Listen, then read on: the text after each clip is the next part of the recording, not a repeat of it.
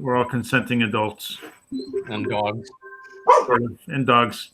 All right. So welcome, everybody. This is the Dallas Personal Robotics Group Robot Builders Night Virtual. It's the 13th of October.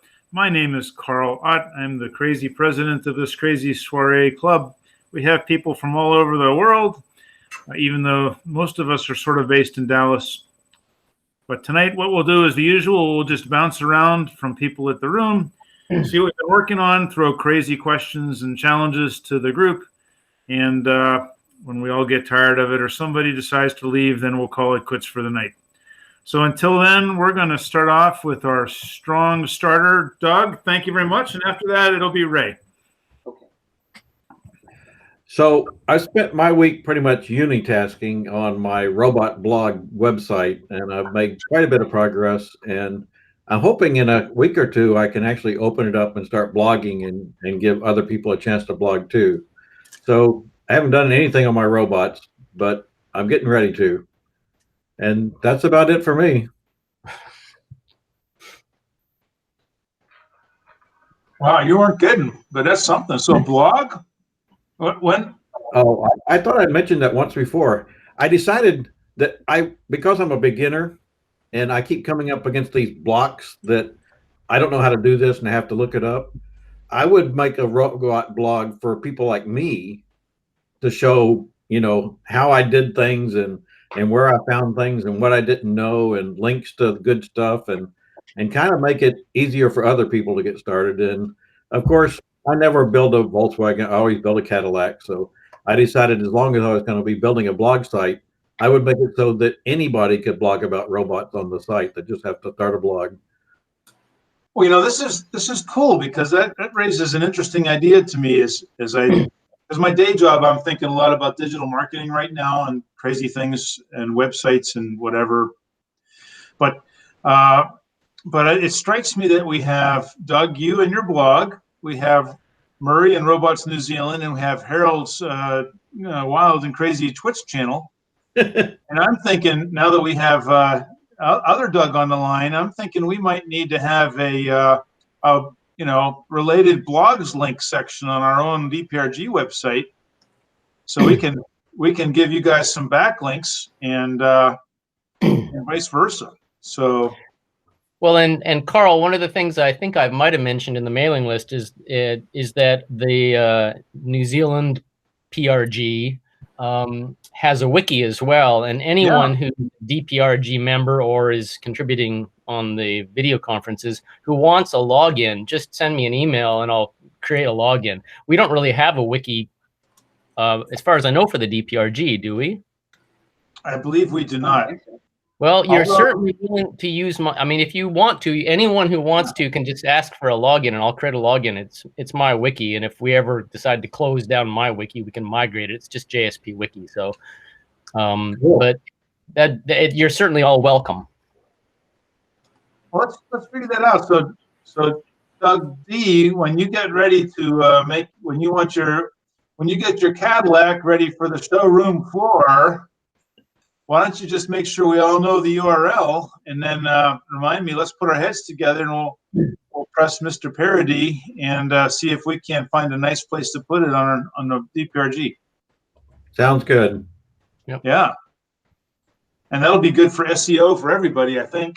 Exactly. The DPRG site has been around for so long that I bet that there could be some good value to it. Cool. All right. Well, let's keep that open. Don't forget it. And sooner or later, we'll do it. All right. So I'm going to shut up again and say, Mr. Ray, you have been chomping at the bit. You had a screen share with some crazy flickering screens. You've got memory stick looking circuit card thing to show. I mean, Yeah. you probably got a few lawnmowers chasing after you. What's going on there? Oh, well, I finally powered up. It was supposed to be a binocular camera board, but actually it's a camera multiplexer because you can't look at both cameras at the same time. You have to choose one or the other. Anyway, which was fine. That was really what I wanted anyway. But based on the description, it would have been something else if it really was that. Anyway, let me go to see if I can share this. Okay.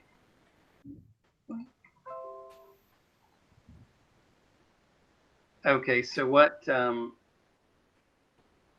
you see that? The image and screen? Yes. Okay. So it's actually looking at two different camera images, and they're, oh, I don't know, the two cameras are roughly 4 inches apart, so it's actually multiplexing between the two, and it's doing blob detection on frames from each camera, and then the dx dy down here is the difference in x and y between the centroid of that blob, and it seems to be bouncing all over the place. Probably because I'm moving my hands in front of it or something. Yeah, yeah. Anyway, so you can use that to determine distance, just as our eyes can, because our eyes are a certain distance apart, and they see different things, and you can interpret, how far away something is or how close it is. You don't have to use it in this mode, though. You can, just if you wanted two different camera angles, you can, switch back and forth between the two different cameras. There's a couple, I think at least 1, 2, 3, maybe 4 different camera modules that'll work on the board. Some have, I don't know, maybe 3.5, 4 inch, camera extensions on it. And this is 1/4 VGA, so it's, I want to say 320 by 240, which isn't bad. And there's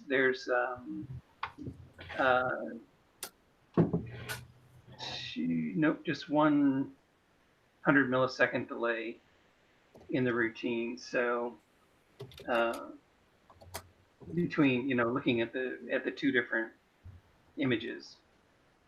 So, and occasionally another blob comes up in the image and screws things up.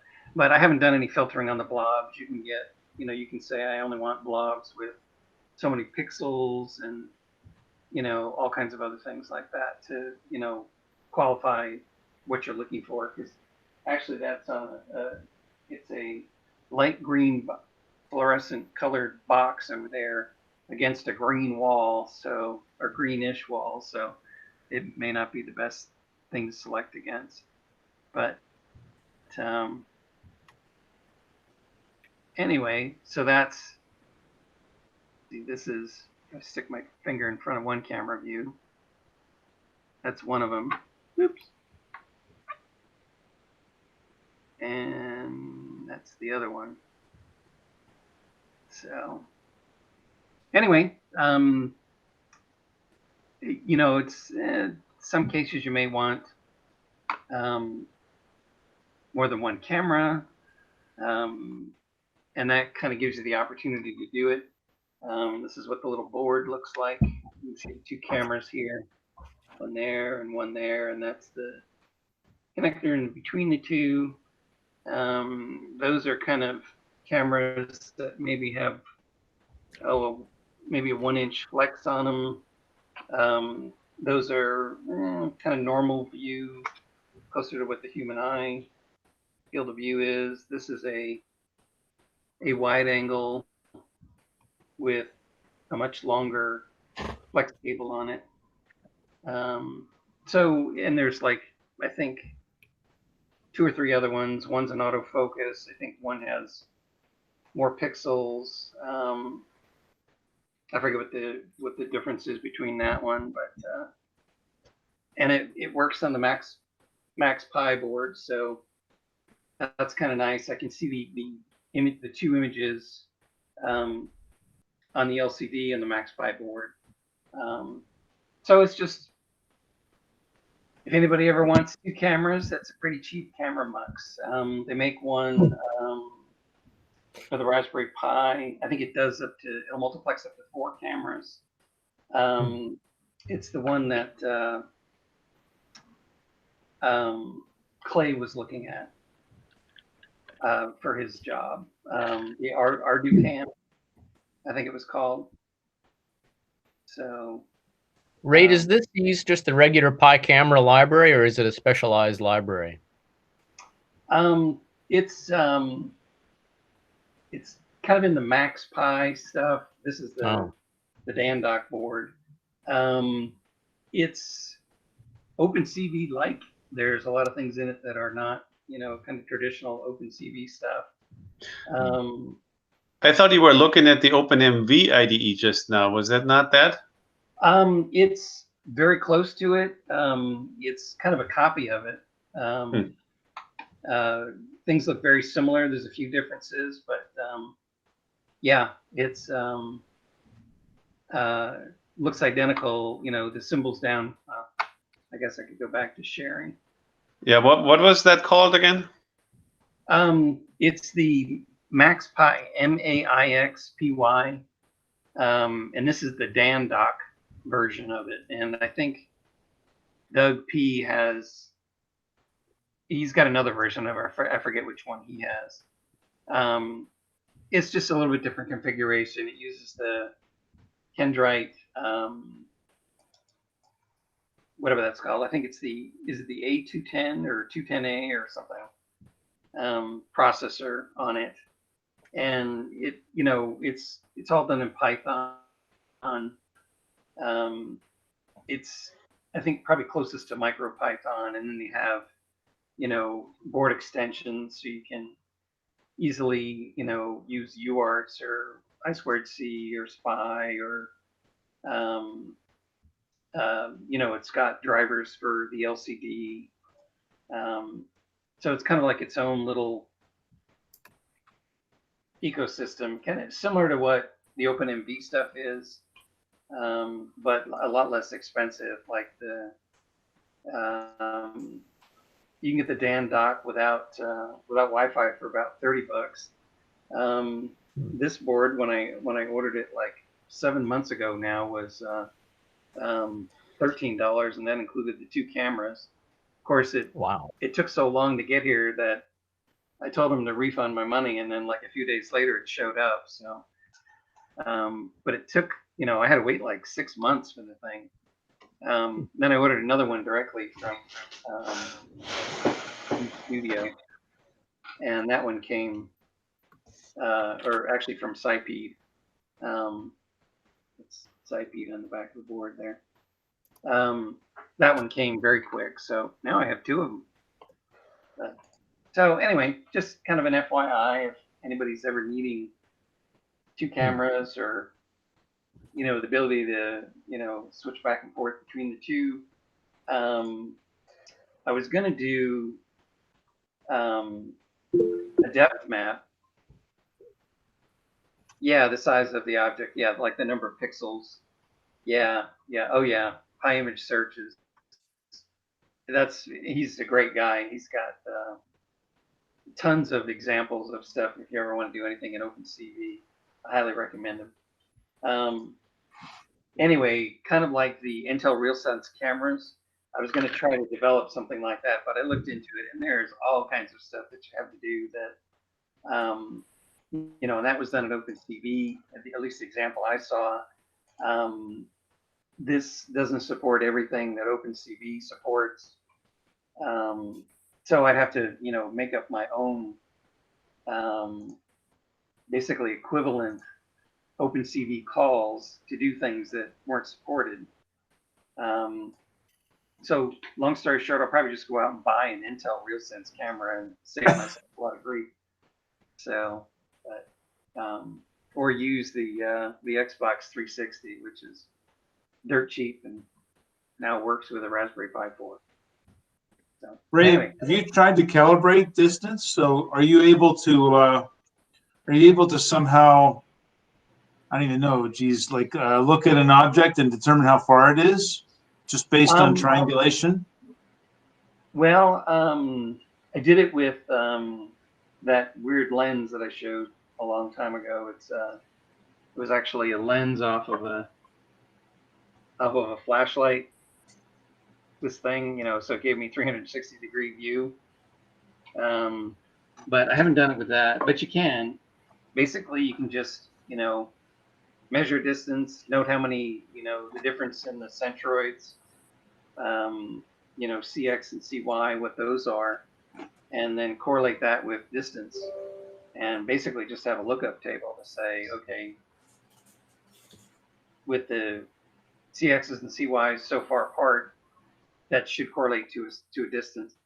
I don't know how, which would be more accurate. I haven't looked at that yet. Like you just look at it with a single camera and,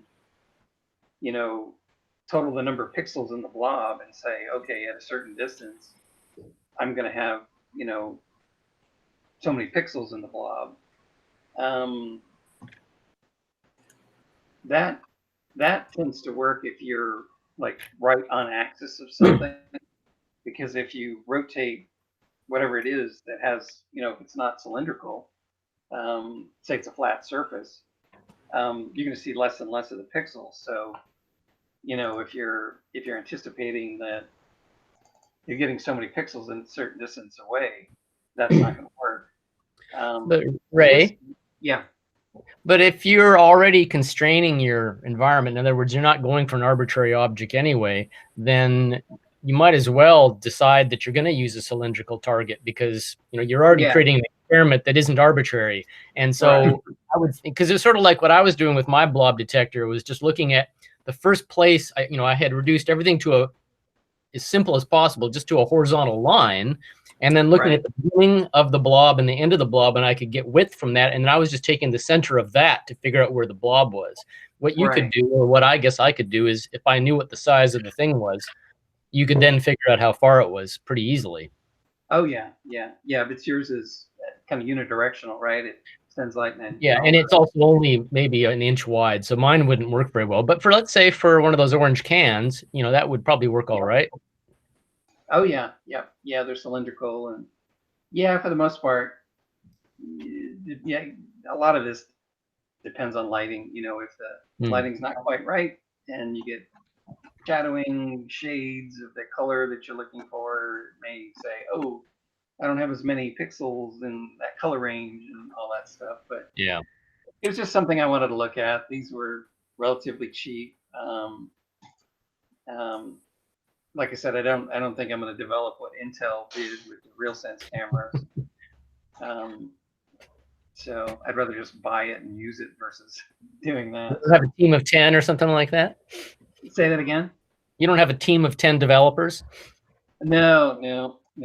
Nor the inclination to do it. So, but, anyway, just another piece of hardware to look at and play with. So. Don't we know how to have fun? Oh yeah. So I'm gonna have to eventually clean my desk, though. I can't put any more projects on it. There's no more room. Well, you talk about cleaning. You keep talking about that RealSense camera. I've got one back there somewhere. I just don't know where. I've looked for it and can't find it. Yeah. Which one you got? I got one of the first ones, so it's an old model. I think 300 rings a bell. Okay. Yeah. I think they were. Oh God. D315 sounds. It comes to mind. I can't remember what that one is, but yeah, they've had several since, and they use different techniques. One I think is actually similar to the Xbox 360. It sends out kind of a scatter pattern, and I think that one they said works better than the analyzing the images that you get and the shift from two actual cameras, which you could do with that, but it's way beyond. I think I'd like to do other things in my life, not that. Yeah. Too much time. So anyway, that's all I got. Pretty cool. All right, thank you very much. Well, let's see. How about Mr. Jean? Did you say that you had something going on?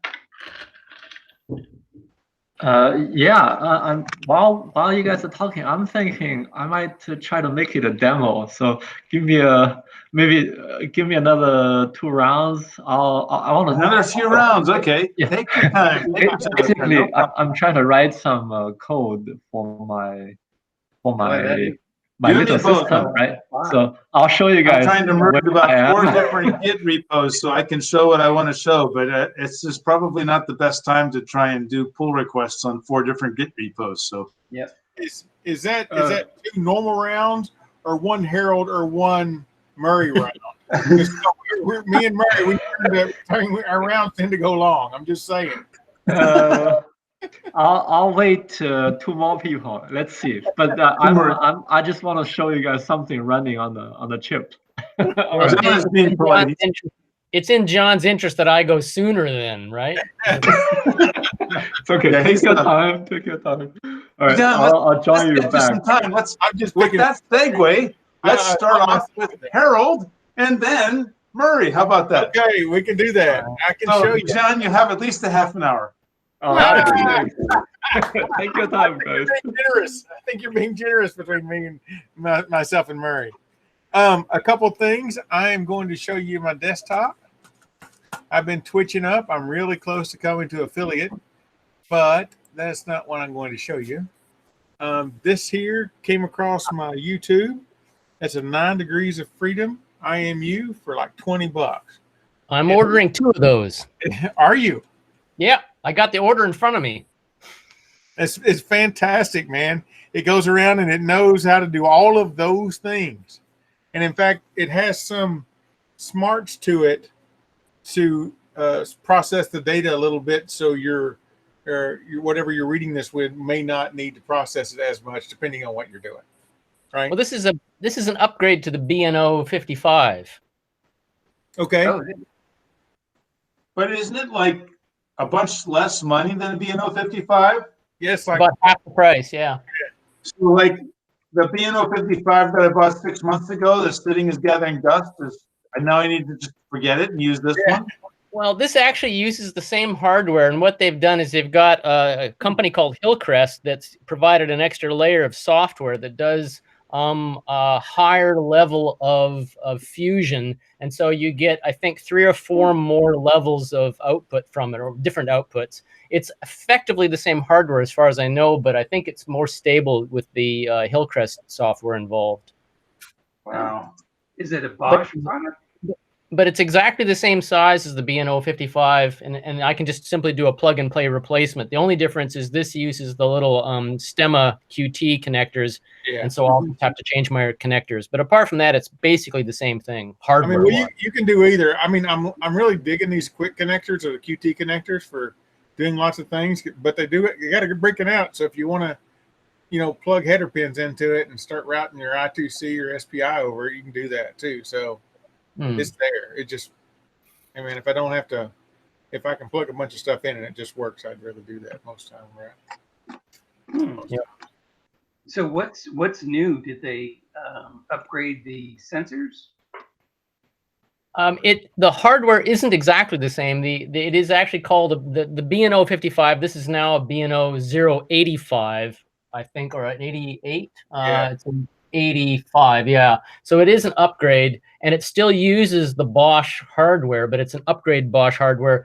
And then this particular board has this Hillcrest firmware on board that gives you a little bit better output. It's got things like, I'm just reading it, it's got stability detection, tap, step, and shake detectors, a motion detector, which are just added features. I don't know that the actual performance, I think the performance is better as well, but it's like half price. Wow. Well, not quite, but close to half price. $35 for the BNO 55, and this is $20 from Adafruit. Yep. Oh, cool. Pretty cool. Anyway, I didn't mean to take your time, Harold. Oh, no, not at all, Murray, not at all. Not at all. John would say you guys have plenty of time, so keep on going. I mean, the only other thing I had really to show is I've already got my desktop there, and you're seeing my overview down there. Is what I've been working on, and my twitching is this little box right here. You see, And like, yeah, the colors are all god awful, but that's okay. They're my colors. So the next thing I want to do is, I've talked about this several times. This game controller to make this box, make it to be able to drive my robot, and then I'll put some smarts on it all.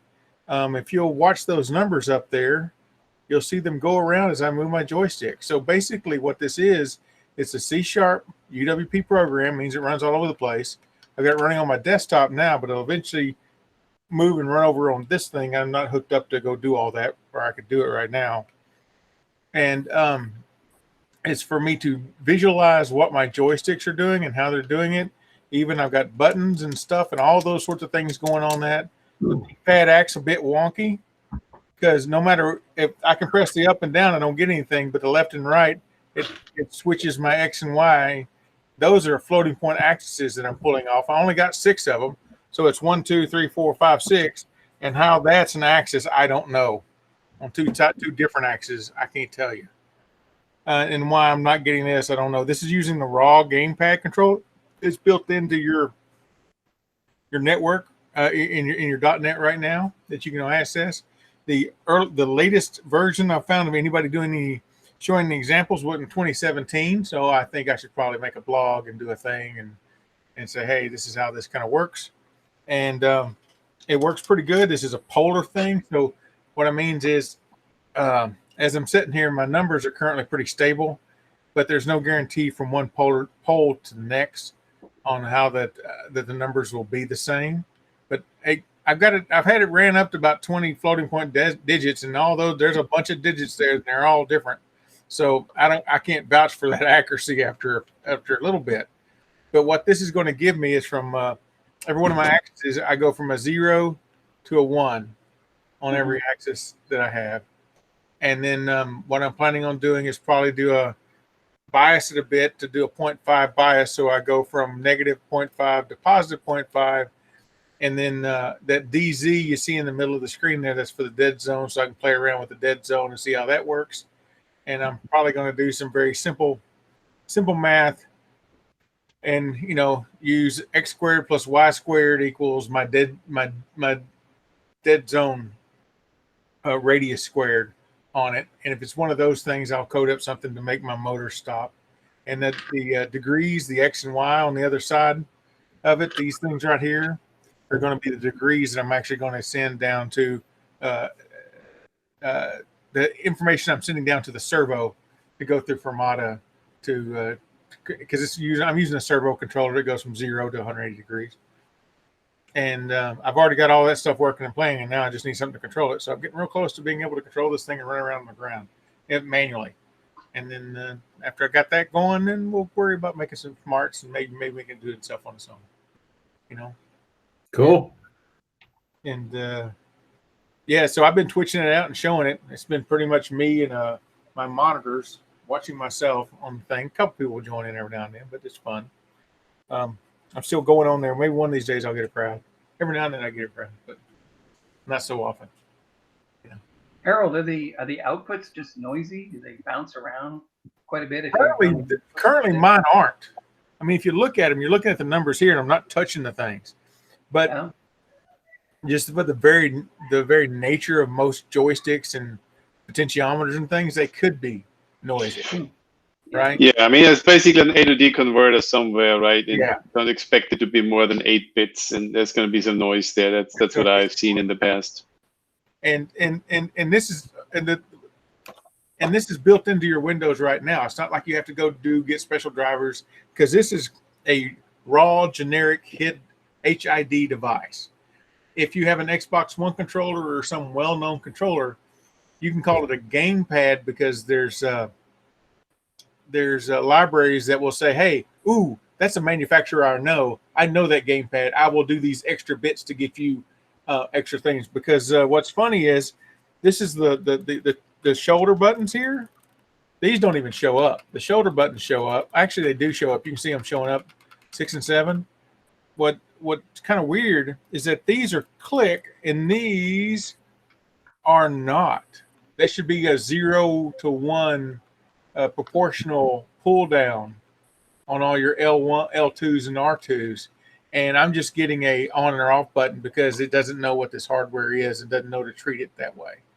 And that's as near as I say that, near as I can figure. But it's good enough for what I need. I got a couple of joysticks, a few buttons.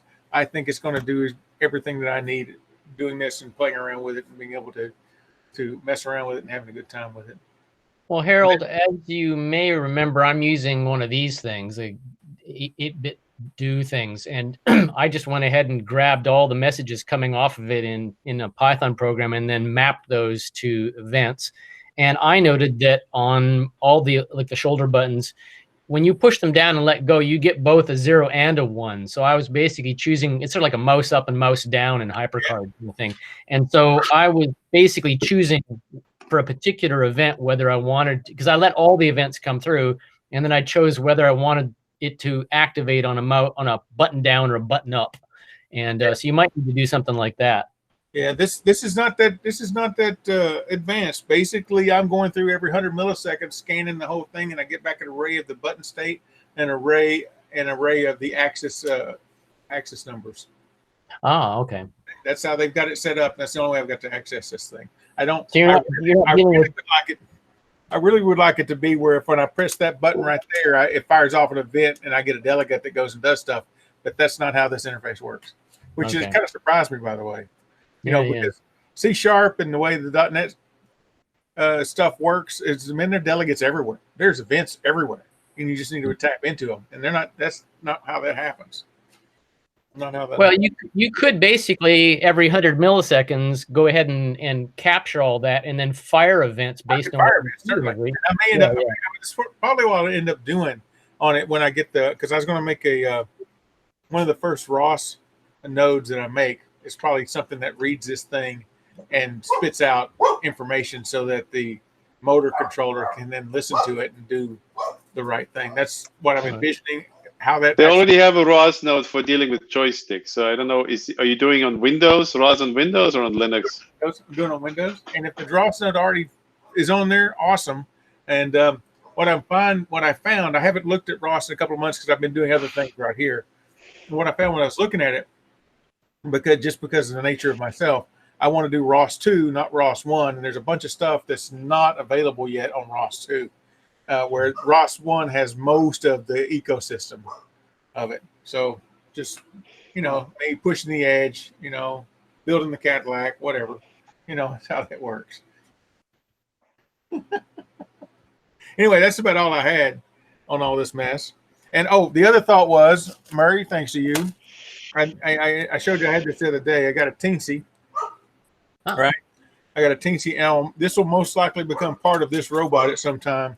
Driving cameras and sensors and God knows what else that's going to do. Just because I think messing with this Arduino that's built in on the Latte Panda, I got the Fermata going on there, but I don't know. I've not had the most pleasant experience with the thing. But so that's probably how that's going to end up being there. Anyway, that's about all I got. I know D-Shock. That's all I have. Harold, I was going to say from what I remember, you started this January with a pile of parts and no Twitch channel to where you are today. You've covered a lot of pretty good ground this year. Well, thank you very much. Thank you very much. Yeah. It's me playing, and it also helps. The Twitch channel also helps in a couple of ways. I schedule 2 hours Monday, Wednesday, and Friday that I block those out. The wife knows that I'm going to be doing this, so I don't. So she normally leaves me alone.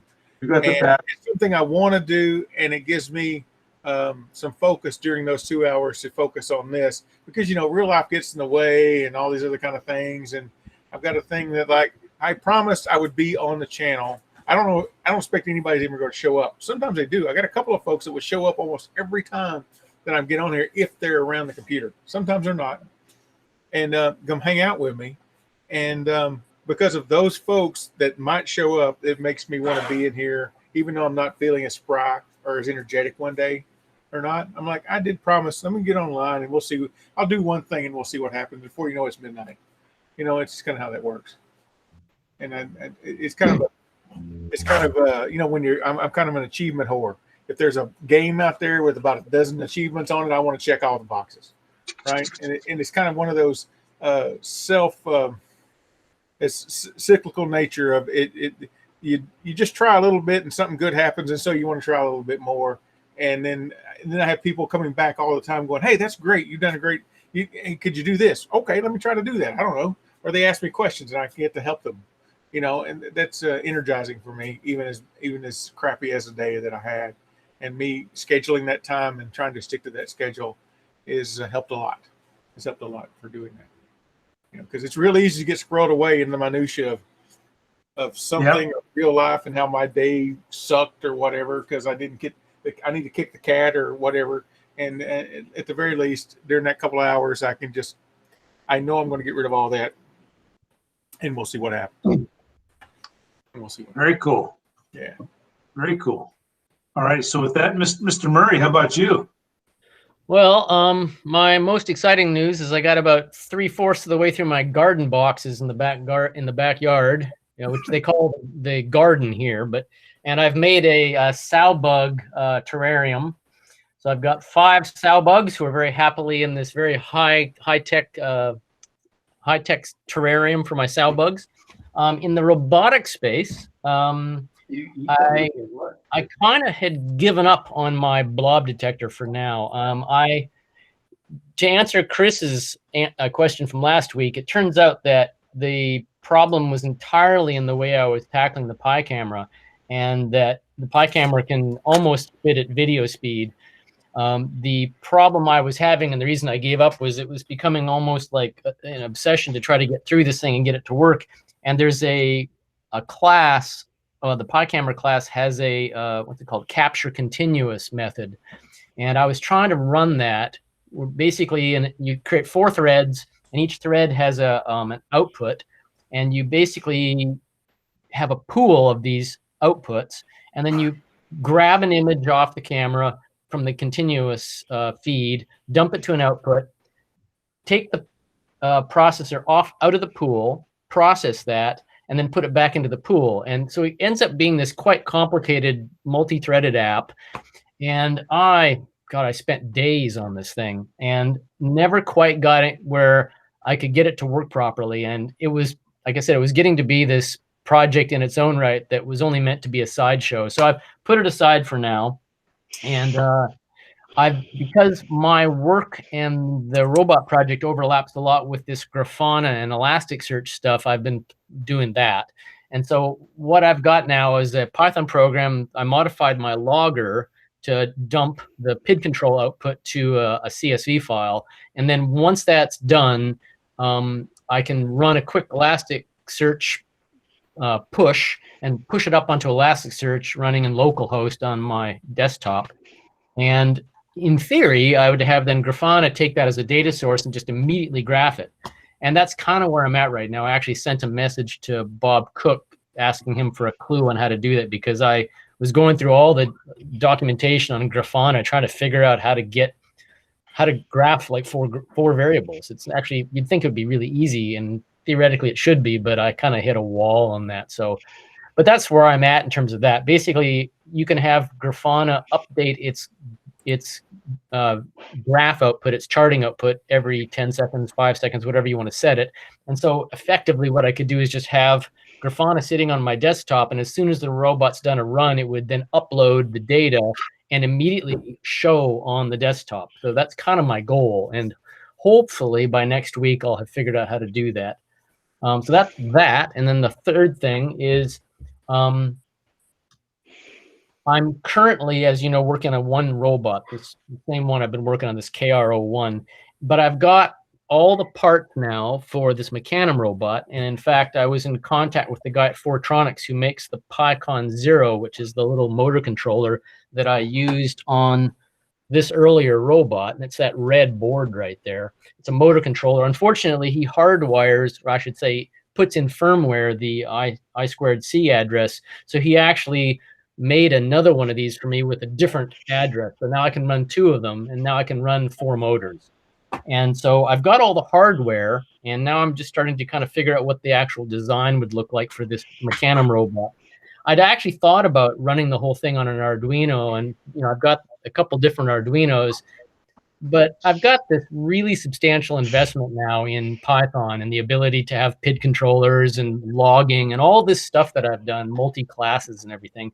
And it seems, I hate to say this to David Anderson, but it's a bit of a backwards movement to go to an Arduino at this point with just one program running in a loop. To have all the features I've got, ability to hit my Wi-Fi service, to control it with one of these things. I mean, I've got, almost a year's investment in code now. And so to run the new robot, on the Mecanum robot on a Raspberry Pi W, probably 0W, with Wi-Fi, with 4 motor controllers, it's not a huge jump from all the investment I've already got on this first robot. So I'm probably not going to go with an Arduino on that. I could do that, but it seems like it would certainly simplify the robot in some ways. I would not rely on any of this Python code. I would simply write a robot that reacted and had this one Arduino loop. But I think that in terms of my interest and what I'm trying to get out of it, and like all the investment with PID controllers and all that, I can use the same PID controller on the new robot. So I'm probably going to end up using the PyCon 0 controllers and staying with Python for the new robot. But I'm just starting to kind of figure out what it's going to look like in terms of hardware. Probably going to use the little 10 millimeter square aluminum, what do they call that stuff? The extrusions you can build things with. Big block? Yeah, there's the regular one for 15 mil and 20 mil, but there's also a 10 mil company that makes 10 mil square, really small extrusions. So I thought about making a frame out of that and then 3 millimeter Delrin plastic, and that way I'd kind of keep it light but still have an extended frame to mount things onto. So that's kind of where I'm at. Oh, like 2020 extrusions. They're like 20 millimeters by 20 yeah, millimeters. most of them are, but there's one company that makes these really tiny 10 by 10 millimeter ones. They're really small. Yeah. And so for a small robot, I'd use it. You don't need 20 by 20 for a small robot. That's plenty too strong and too heavy. So there's one company, if I can find the link, I'll put it in, but it's basically 10 mil square extruded aluminum, and it's kind of a construction kit. You can get the corner joints and all that stuff. So I'll tell you, I'm just amazed because I've got that 20 by 20 T-slot stuff on all my printers and stuff, that how it's even the cheap China stuff, how good a quality and I don't want to say well made, but well within tolerance for doing all these things you want to do, that I thought would, because my old brain goes, man, that'd probably cost you $50 a foot to get something like that made. No, it's $50 for yards and yards of the thing, right? I was just really amazed at how much precision you can get out of those things, and it's just readily available. It's just amazing. Well, for any criticism you might have of a Chinese factory, actually the insides of those factories are pretty amazing. They've got tolerances to beat anything. They can build anything, and I'm just playing on the standard stuff people usually say about the stuff, because I use it. I mean, I got no problem. The only problem I have is it takes too long to get here on my slow boat. But I mean, that's not their fault, right? So. Yeah, this was some 45 by 45 standards before they went out of business. It's huge. Wow. That's used for home defense. Yeah, this is big. Yeah, keep a piece of that behind the seat of your car, right? That's right. Yeah. Police pull you over. I'm just building printers, man. I don't know what this is. That's a printer, really. Yeah. Anyway, that's it for me. Like I said, I've got one dormant project, some software stuff with Grafana, and the beginnings of a new Mecanum robot plans. So that's it. For not having much, that's like 3 or 4 updates for the price of one. That's pretty good. Well, I do try to stay busy. That's fantastic. See, and now look at this. Ron Grant has appeared. But Ron, I was going to half steal your thunder, but I'm not going to do that anymore, because what we are doing is basically Harold and Murray were creating time for Xian. So now we're going to ask Xian, have you got your stuff ready, or do you need another person or two? Jen has thumbs up, so we're gonna go Jen. And See, then Murray, we're good for something. Yeah, I exactly. want to make sure I can share my screen. Last time I wasn't. Let me try present your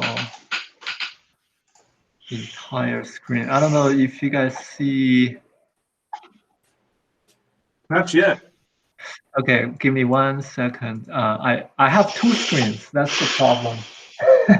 You Gotta see. pick one and share it. Entire. Yeah. Okay. This one looks fine. All right.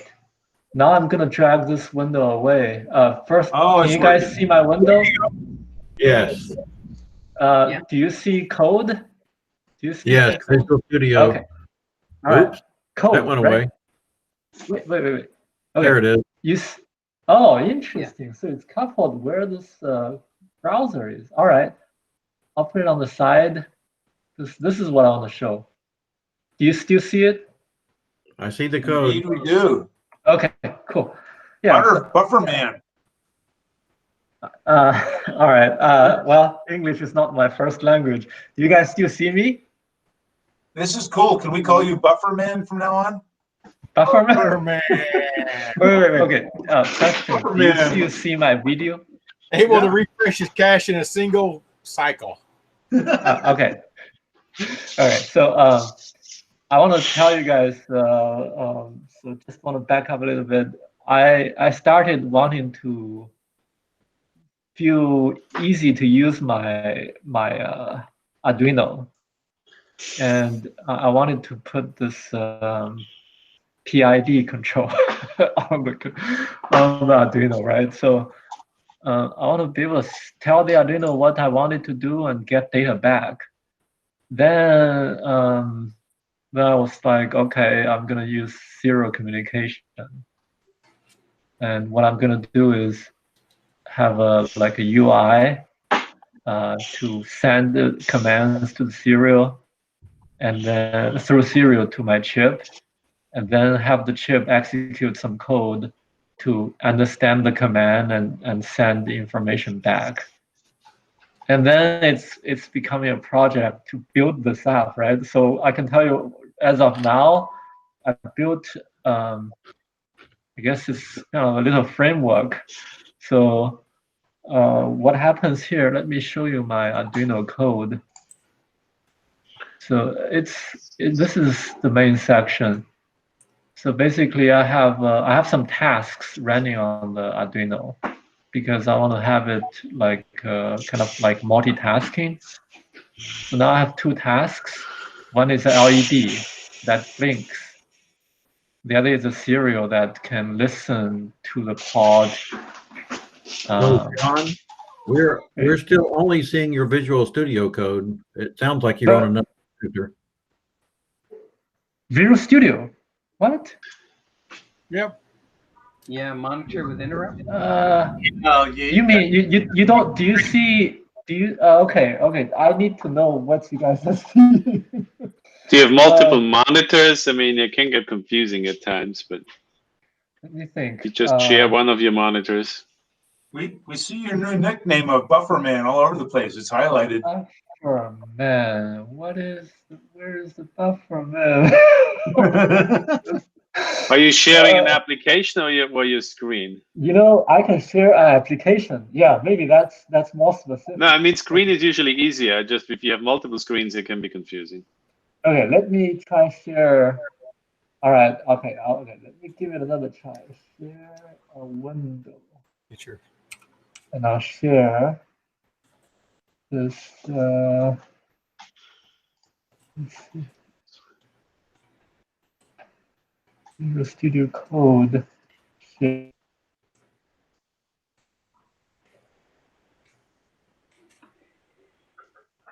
Possibly you could just drag things from one monitor to the one you're sharing.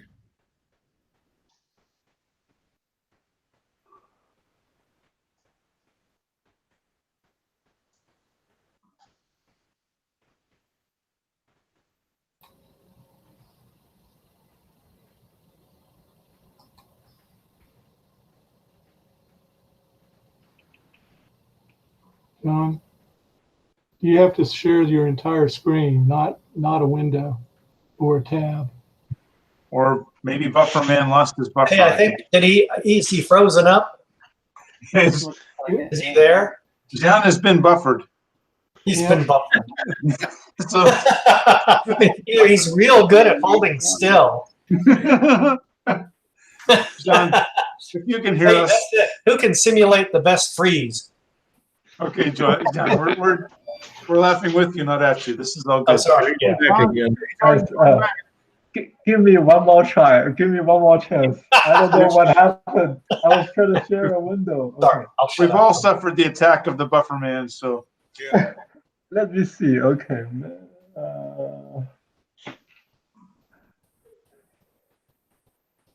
Share the entire screen. Yeah.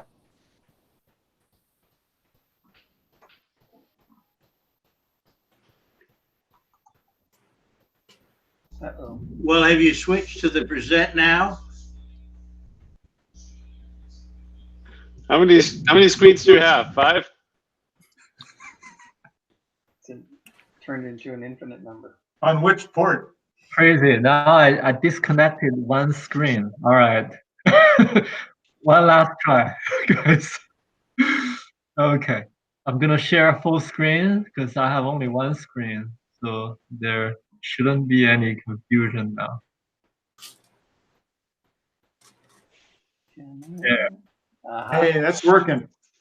Okay, now I'm going to minimize the browser. Do you guys still see something? Yes. Visual Visual Studio Code. Nice, nice. All right, okay.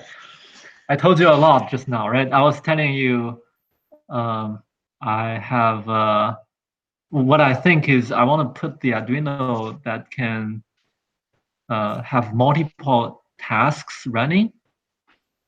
And then I will implement one of the tasks as a parser for the serial command.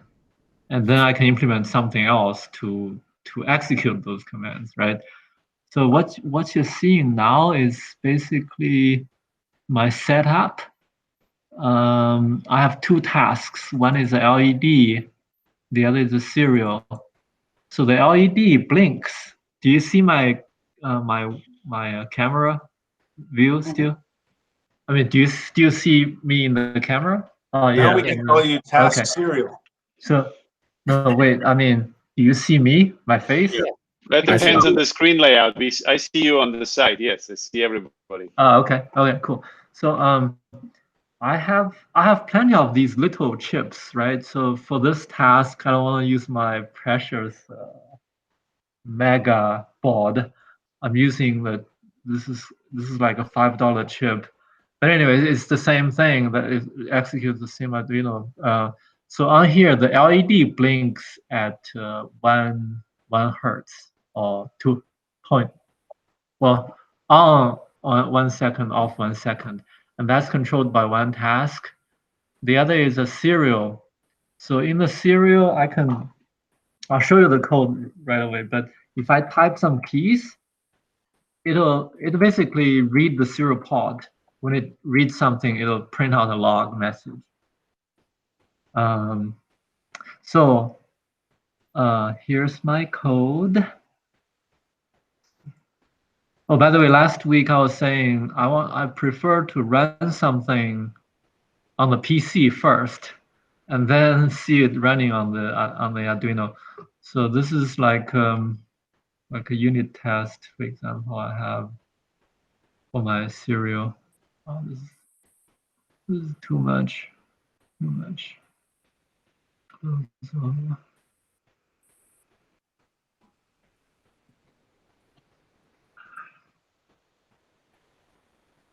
So this is a test for my serial manager. It'll read, it'll print, and then I also have a main where my simulator, which has setup and loop, it's mimicking. I should share this with the Arduino code, which I should be able to do that. But anyway, if I run this, it'll run on the PC it'll do the same thing. But the timing is different. I mean, it's gonna blink every 1 second, but it'll keep reading a simulated pod, which will keep printing out something. While on the Arduino, it's real. So if I type some word, it receives something. If I do nothing, it doesn't receive. So well, just now what I heard Harold was saying, C#, right? So I mean, C# is easy to multitask, to do threading, because it's really simple there. So I feel very, very comfortable when I build up this my own setup, and it handles the serial communication on the device. I can easily put a thread that reads what the device is sending up, and do some like click a button and have it execute something to automate the test, or make the debugging or the diagnosis easier. So yeah, it's a lot of work, but and okay. By the way, I'm curious about one thing. I think everybody works on his own pet projects, right? So if you guys are interested, I think it would be fantastic if we work on something together. And I have this all in Git. Yes. So it's like I have all the changes available, and anyway, I'm just advertising here to say, whoever is interested, I would like to work together with someone. But yeah, put the link to your GitHub repo into the chat.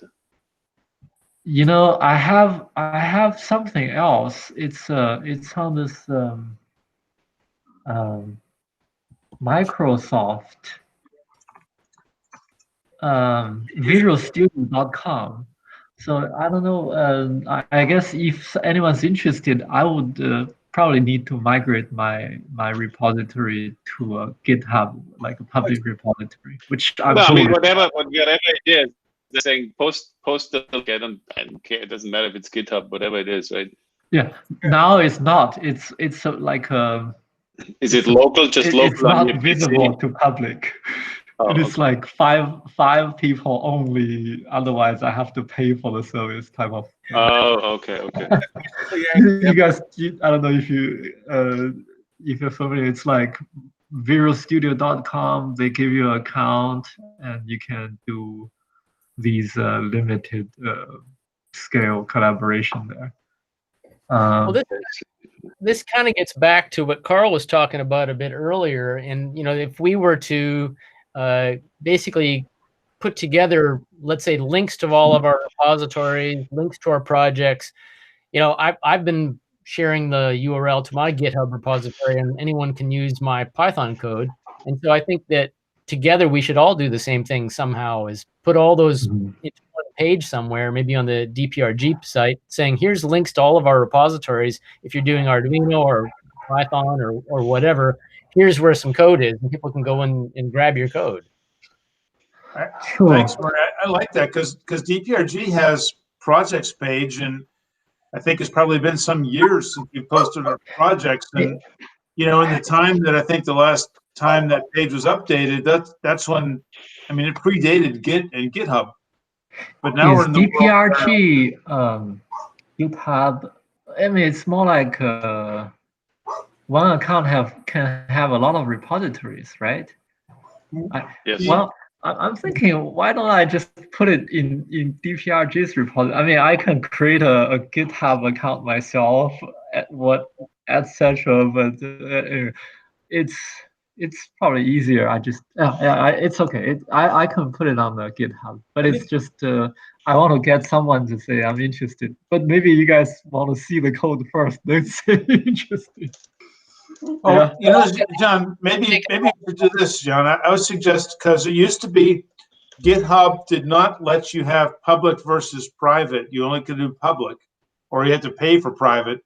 But now for fee, you can have on GitHub your own private or public. So I would suggest that if you start with your own repo under your own GitHub account, then that gives you can give anybody public access. You can try and attract people to your project. Right. Yeah. Right. I can allow like up to another 4 people to use it. And then once you build a following, right, people that are interested, then like they have for some of these larger projects, if you want to hand it over, the thing takes a life of its own, then it's already in the public domain. So, well, I can make an offer in terms of anyone putting a message either directly to me or into the mailing list with the URL to their project code site. I'll collect all of them and make a wiki page, and then we could at least have a central location for that. And if anyone at DPRG wants to take that page's links and put them on DPRG, that'd be, that's fine. But it's a good idea to begin collecting it at least. Okay. Yeah. Just want to get back to my presentation. So what do you guys think of this? I mean, I know it's a reinventing wheel, but I mean, basically it's like, if I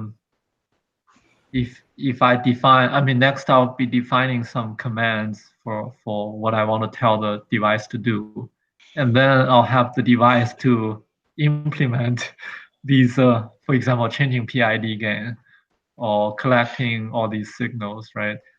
So the overall approach, do you guys think it's looking right? It reminds me a lot of what I was doing and what I sometimes still come back to in terms of the whole idea of, if I get this right, the whole idea of just treating your Arduino as IO slave, right? It gets you all the sensor data and it connects to your motors, and you have all your logic running on your PC, right? That's kind of what you want. I mean, well, the real-time stuff is on the Arduino. I mean, basically what I have in mind is reading encoder and drive motor. That's about it. I mean, if I want another task, I can add it in, or I can put another Arduino on there to do something else. No, but is your goal just to do stuff on the PC while you're working the kinks out, or is your goal to actually use something like a PC as the main brain of your robot, right? And over a wireless link, yes. You talk to an Arduino, and okay, the Arduino might be doing a little bit of, bit banging and this and that, but the PC is your main brain. That's your goal. Yeah. So I mean, I think that's kind of tricky. I've done many different things, and I seem to get back to any time there's issues with latency and weirdness from a PC, I'm much more comfortable having the microcontroller handle, for example, the PID controller or whatever, because those tasks aren't that complicated, and you just eliminate that extra hassle of having the the latency into something that is very critical. At least that's my take. Yeah, I agree that the real time should be on the chip. What I have in mind is, so think about it's, for example, defect review application. There's a stage, there's a camera, and what my measurement is basically having the cameras, having the stage scanning, camera streaming images.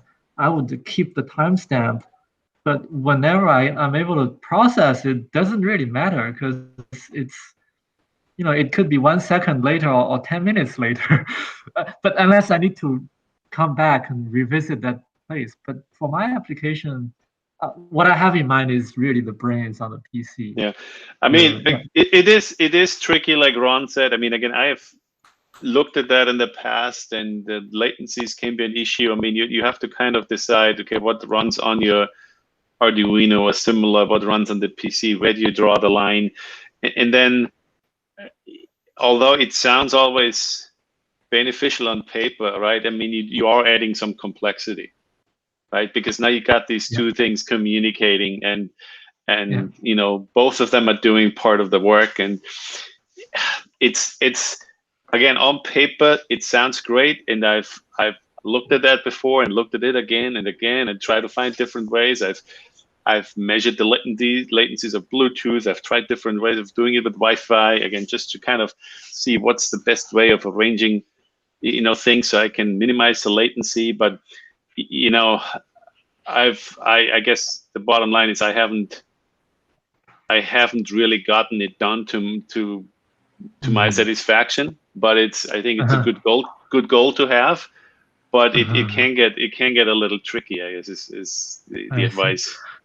I think you're trying to, you need the command to be executed at almost real time. Yeah, right? I guess because I wanted to avoid, in my case, I wanted to avoid the situation where I'm doing half the work on the Arduino and half the work on the PC, just because I feel that adds a lot of complexity. So what I wanted to do is literally make the Arduino or the microcontroller as dumb as possible, and just give me the sensor data and connect to the motors.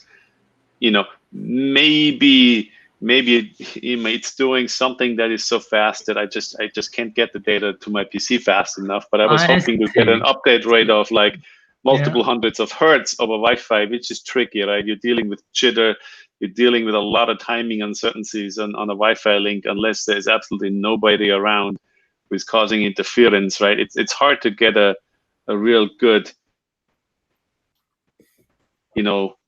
low jitter, low sort of ping time kind of Wi-Fi link, and so that leaves you with really just doing high level stuff on the PC, which can still be beneficial, right? In the end, if you have, I guess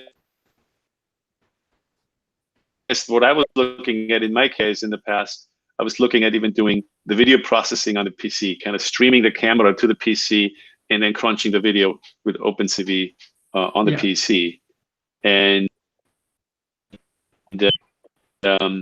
all of that adds a lot of complexity. That's what I found. It just can get real hard to get all that working. Your conclusion is like everything on the on the device is better. So basically think about it, because anytime you add latency, you're adding complexity. It gets difficult. Yeah. I got it. Yeah. So for me, I feel PC can do most things except hardware. So for me, it's more like this is another lag that I can have my software to control something real. I know camera is something easy to execute. Go ahead.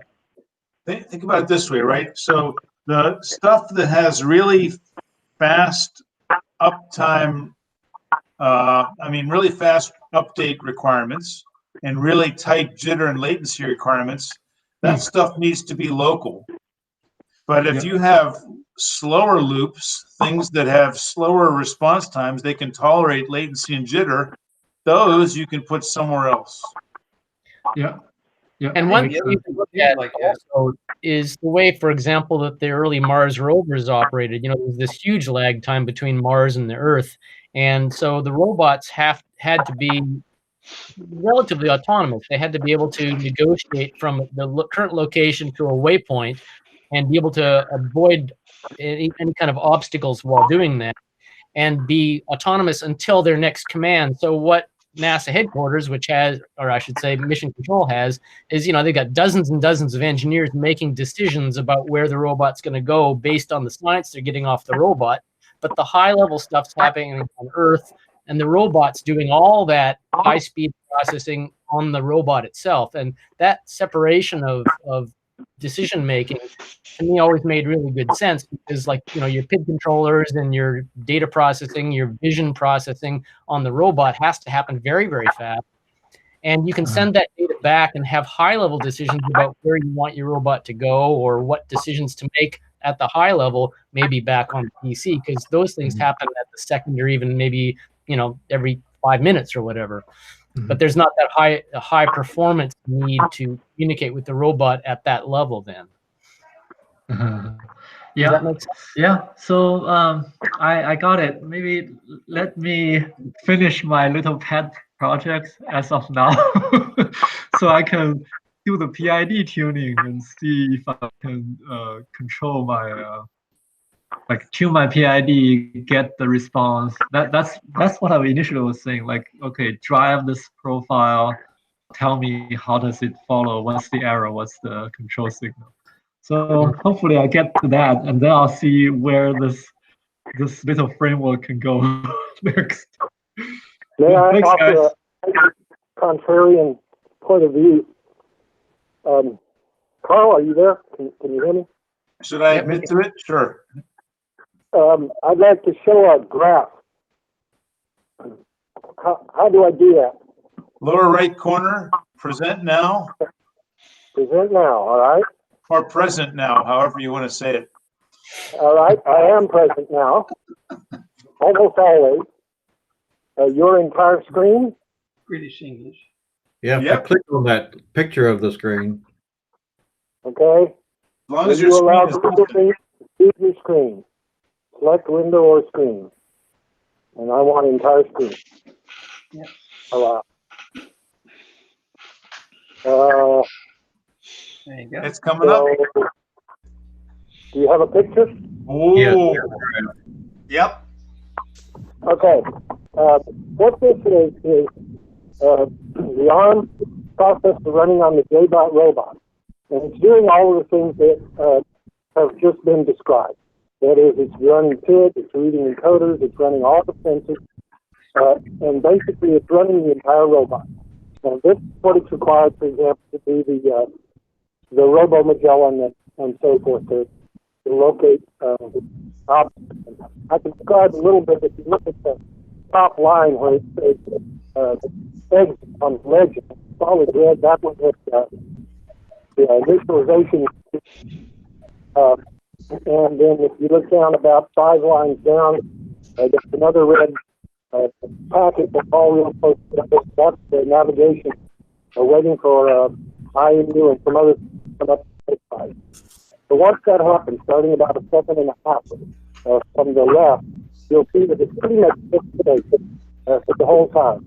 This is running servos that keep the sonar level, and it runs a second set of servos that keeps the camera level in 2 axes, and it's doing it's hunting on the cones, and it's navigating, it's doing everything.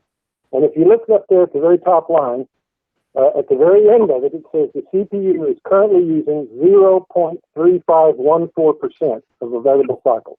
That is, with everything I'm doing, I'm using less than 1% of what's available with that little ARM processor.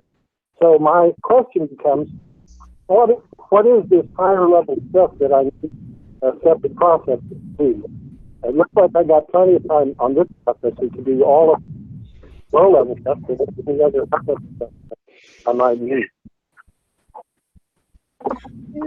Are you, this is your, using the ST processor? Yeah, is that they? Yeah, this is, Yeah. the one you gave. Yeah, the one you gave me. You can see that almost all the tasks, the resolution of this log is 10 microseconds.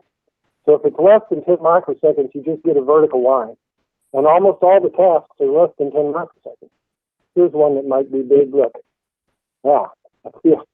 That one is, what do we got here?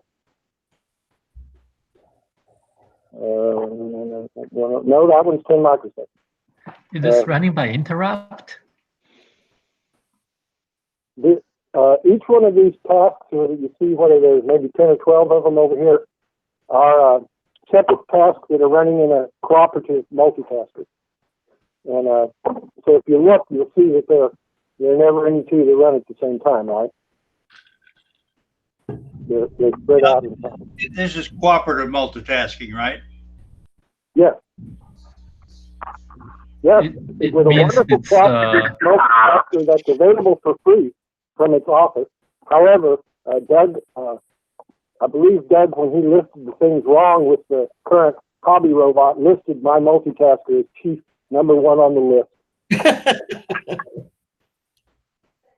Cooperative multitasking is everyone just run sequentially in the loop. Is that what it is? Okay. Exactly. It's round robin. And basically each task has total control of the microprocessor until it voluntarily releases that code, which it does with a system call. Well, David, let me try to answer your question. I don't think it's a contrarian point of view at all. I agree that a Raspberry Pi or an Arduino or any of these microcontrollers can probably handle the workload. That separation of decision making I was talking about is usually, if you think about the Mars rovers, it's that the robot itself doesn't know why it's going to go somewhere. So there's this decision making on the part of humans saying, we want you to go over that hill and go somewhere. And nowadays, the kind of things that happen on a robot now are often as a result of, let's say, video processing or blob detection or things that maybe can't handled on the robot, but it's also that higher level decision about where the robot might want to go. And so in your case, it's you making a decision that you want the robot to go to that next field or something like that. And if that's going to be something that you choose at the beginning of a robot's run, saying, I want you to go 1,000 meters or 1,000 feet forward and come back, that's you making that decision. And therefore, the robot doesn't have a requirement to have any outside communication. And I'm only saying that if John wants to develop a system where the high-level decision-making happens on a PC, it's at that level of it looks at some data and makes a decision. Certainly, the robot makes those decisions. I don't disagree with what you're saying. I think I was more expanding on the point that Chris made, which is that you're asking for a whole lot of trouble. You're introducing a whole lot of complexity in order to accomplish what are probably simple things. And so I would like to really be convinced that that's necessary before doing all that.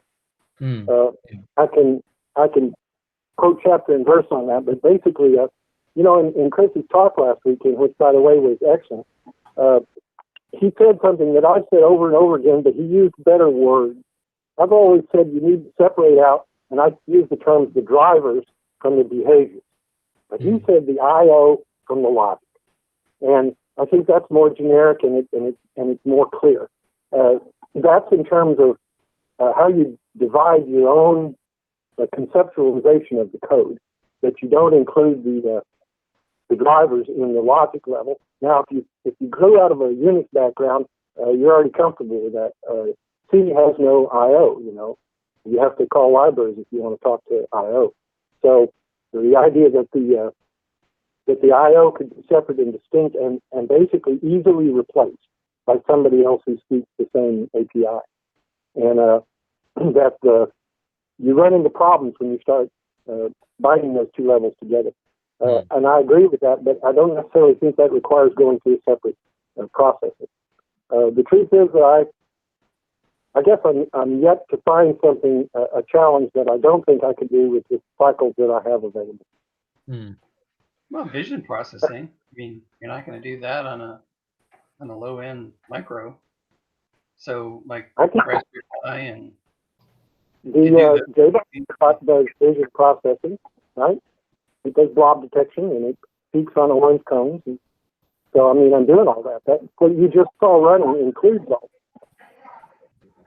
Yeah. You don't use like a Raspberry Pi or a camera system, OpenMV or something else? Well, for sure, if you wanted to have a TCP/IP stack, which I think is what Murray's referring to, so that you can do communication, that'd be a pain in the ass to do on a little single board computer, and you get it free with Linux. I'm just offering a cautionary note that if you can keep all of your code and your behaviors inside of one microprocessor, it greatly simplifies a whole lot of things.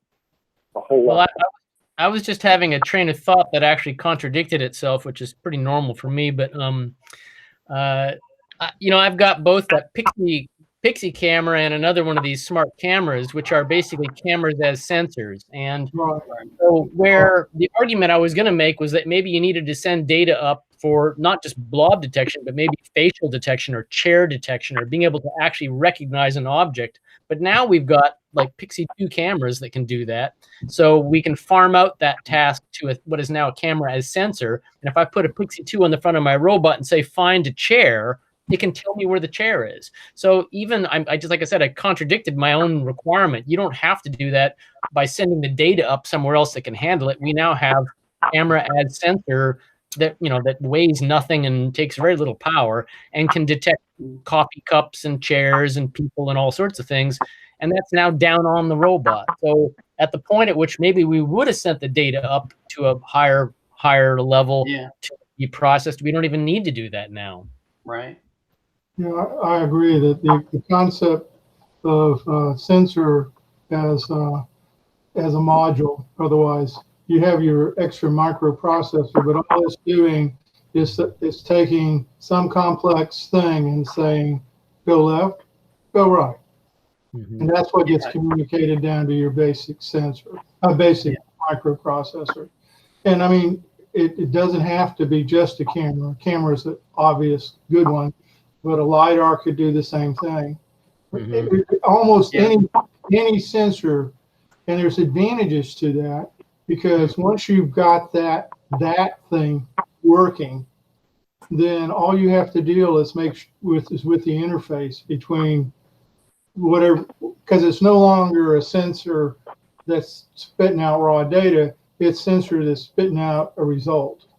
Right. If you want to think of it. So I do think that's a real good argument for multiple processors. Well, and you say that, Doug, I have to reflect that on the JBot robot, the one I just showed you the plot from. Well, there's a separate microprocessor in the camera. There's a separate one in the IMU. There's a separate one in each one of the motor controllers. There's a separate one in DPS. So there actually are. It's a distributed set of processors there, the controlling processors. Yeah. So like you said, I hadn't even thought about IMU, but if you're using the IMU, that's got the BNO 55 has an STM arm in it. So. Guys, when talking about the interface, I'm thinking about string. So I had the experience when I talked to, say, LiDAR. I mean, my previous company, LiDAR. It's not a string, but it's like a UDP, a packet of data, just defining like the first byte is, say, like the whether it's a command or response. Second byte is the address, etc., and then some data section. So this is what I was thinking to define my own commands, and then the command's interpretation will be residing on a specific module on the PC and on the chip. I think, I mean, that's where I was going to go. But what do you guys think? Let me ask you this, Jen. Are you pursuing this because you're trying to make the development process easier, or are you doing this because you think there are going to be tasks that you can't run on your robot because they're so compute intense, and therefore you have to run them on the PC? Yeah, what I'm familiar with the automation is really PC based, and with all equipments, external equipment, and I just tell the equipment to do something. I can synchronize those. I think for me, PC, I mean, I use C#, or it could be C, but I can handle exceptions. I can have UI. I can show visual. PC makes things easier for me. No, I mean, I think I can. I mean, I hear you. I hear you, because, like I said, I mean, I've been doing similar things in the past, and I think the goals you have, or your use case, is a valid use case, right? But I think, again, part of it is, I think you are looking for that convenience of a PC, right? It's not just that you always need the compute power, and unless you're doing vision, or there's always a case to be made, you can do it other way. But I think, if I hear you correctly, a lot of it has to do with just that convenience that you're looking for, right? Of developing on a PC. When I look at the Arduino, all I wanted to do is to drive motor, do PID, read encoder, and do PID.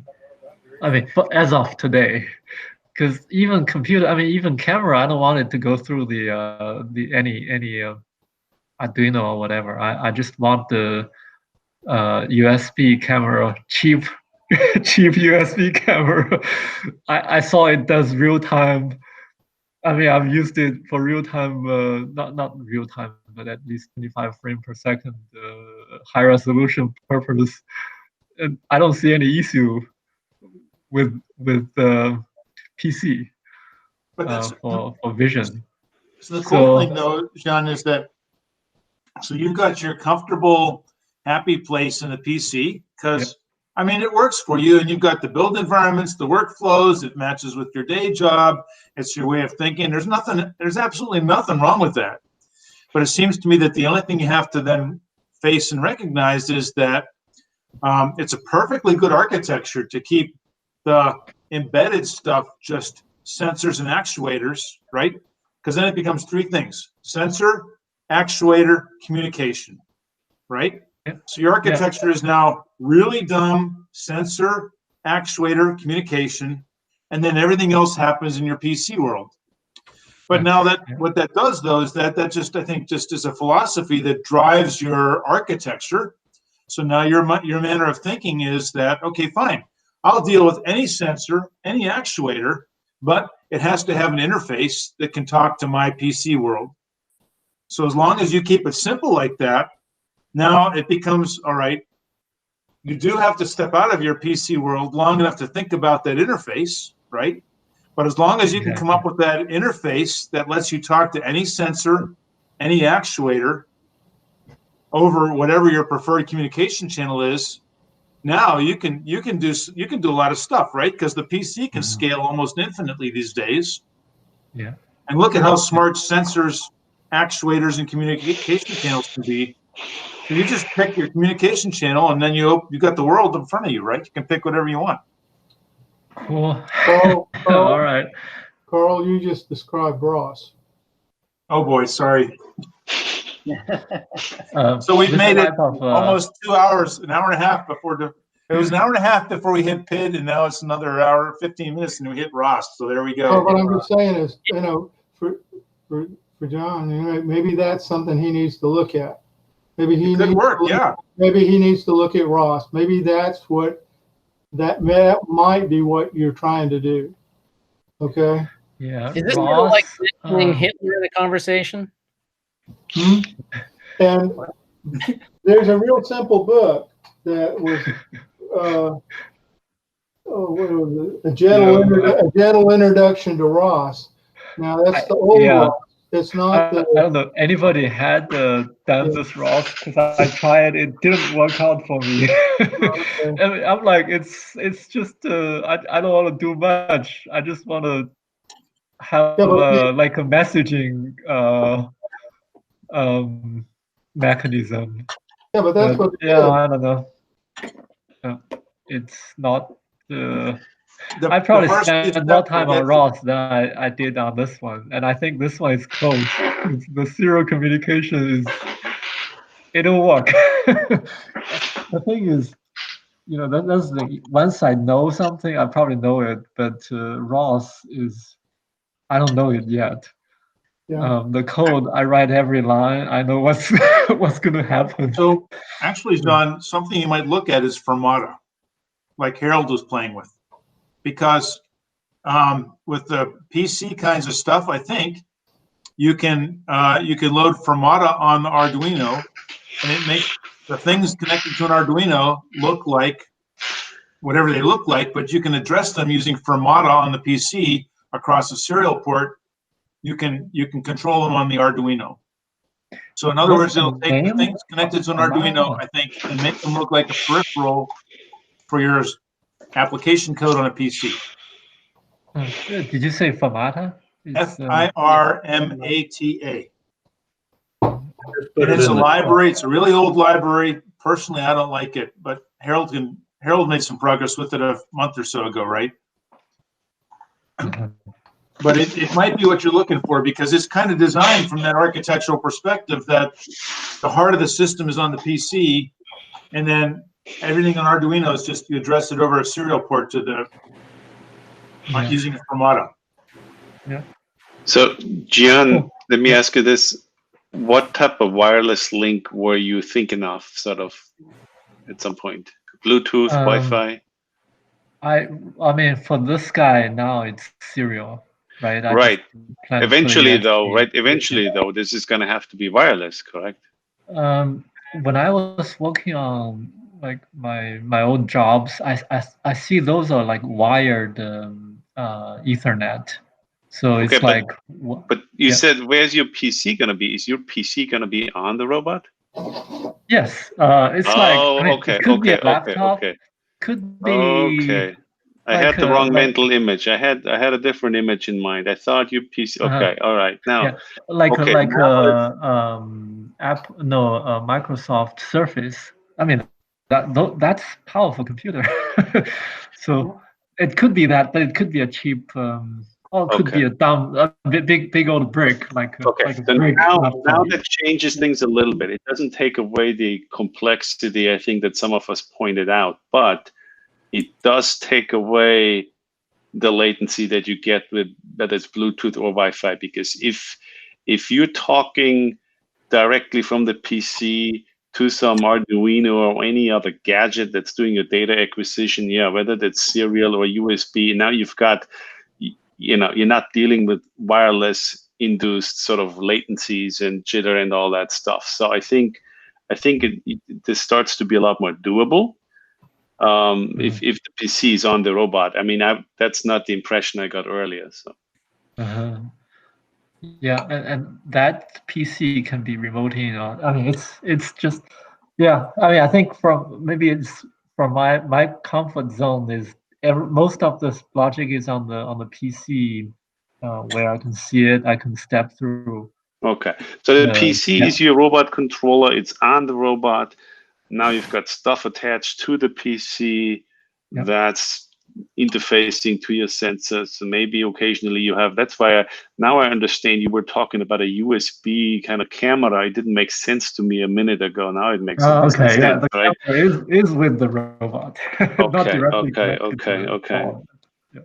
So now you're talking basically the same architecture that David had on his JBot. He's got those controllers that's talking to his master controller. Your master controller is PC. Because it's over wires, we're not talking over wireless. Okay, cool. Yeah. Yeah, all right. I have another question for Carl. So, it's about this shipping. I think just now someone mentioned about shipping takes forever. Ray mentioned, right? So I ordered this wheel. Carl, you sent a link like 2 months ago or something. So I ordered it. Yeah. I don't know how long did you take to get those 4 wheels? Was AliExpress? Did you do? Was it? Did you order from AliExpress? Yes. Yeah. So maybe the link I sent. I don't know. I haven't ordered anything since December or January. I think it's gotten a lot better. But so between COVID, between tariff wars, and whatever else is going on, hurricanes, who knows? Okay. Pirates of the Caribbean. It could be anything. I'll just wait for it to show up. I'm not ready to use it anyway. But yeah, all right.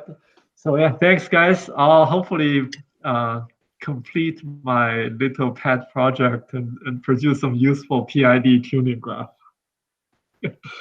Awesome. Cool. All right, so let's keep wandering around here. Thank you, John. So Chris, after Saturday, do you have anything new, or did we just drain you completely on Saturday? A little bit of. Thank you. Sorry for going a little long.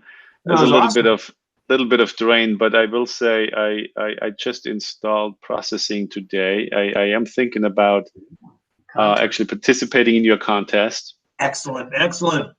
I don't know if my laptop's fast enough. I'm having a little trouble, so I need to poke at this some more. But it's almost like it doesn't quite want to run the simulator. But I'll have to dig into it some more. But yeah, I'm gonna try to participate.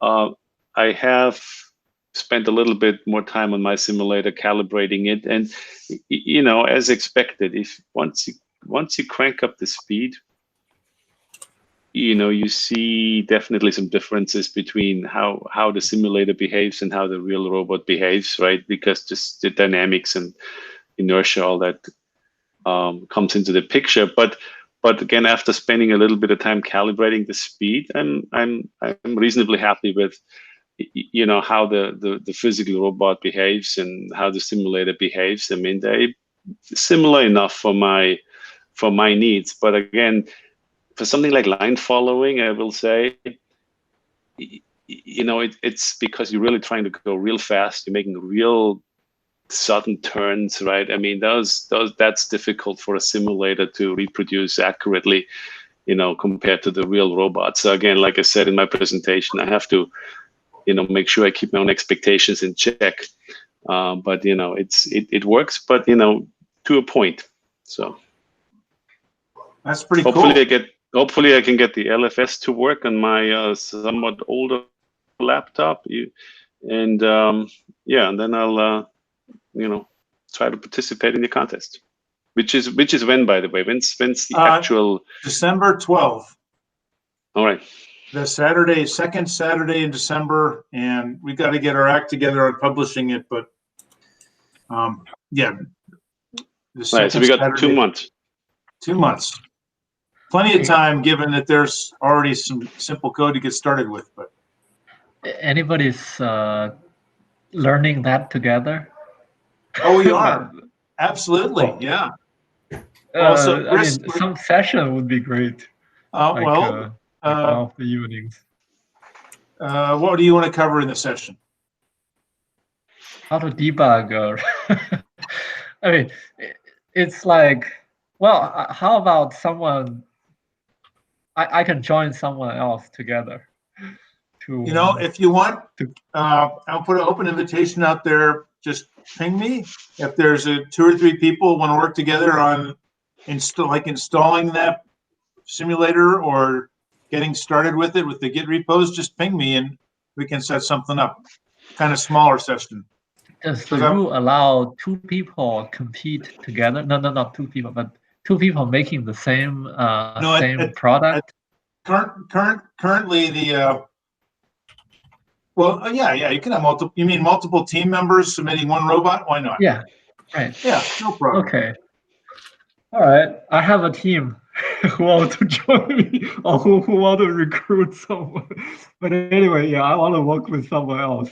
But yeah. See, the thing is, the beauty of the simulation in general is, right, the barrier to entry is somewhat lower, right? Because you don't get bogged down by your hardware not working, or, you know, it's just so many things that can go wrong, right? So, you know, it's at the end of the day, you can do this in as little as 10 lines of code, right, for a very simple line follower. Now, it's not going to be the fastest, right? It may not even complete the course. But you know, it's you can do a line follower, and so I haven't really gotten into it yet, but I'm not worried about it because, you know, none of the other usual complications get in the way when you're dealing in simulation. Yeah. So one thing I'm curious is if this robot, I mean, this robot it's a simulator, so it's going to do the same every time, right? So if it doesn't follow one location, how to debug it? That's what I'm interested in learning. You got to just get started and walk into the wall where it doesn't happen, and then we'll help you figure out, you know, how to get through it. Okay. Because Ron has put all kinds of switches and hooks and knobs and controls and viewers into this thing to help you see what's going on. But you just got to get started and try it. I agree. Yeah, in fact, I mean, I had a similar question. Maybe Ron can jump in. I mean, I don't know if there's kind of a single step mode of operation where you can, I don't know enough about processing yet to see, I mean, can I step through my controller code? Can I see, okay, this is what the census is seeing right now, and this is where I'm at in my code and my logic. We can put a breakpoint in there and step through. So I can imagine if we stop somewhere and step, we can put a breakpoint then in that process. I think Ron is on the phone with somebody else at the moment, but to my understanding, what you would do is, so basically the way it's set up is that your Java or processing code would run in the processing IDE. So whatever capabilities the processing IDE provides are available to you.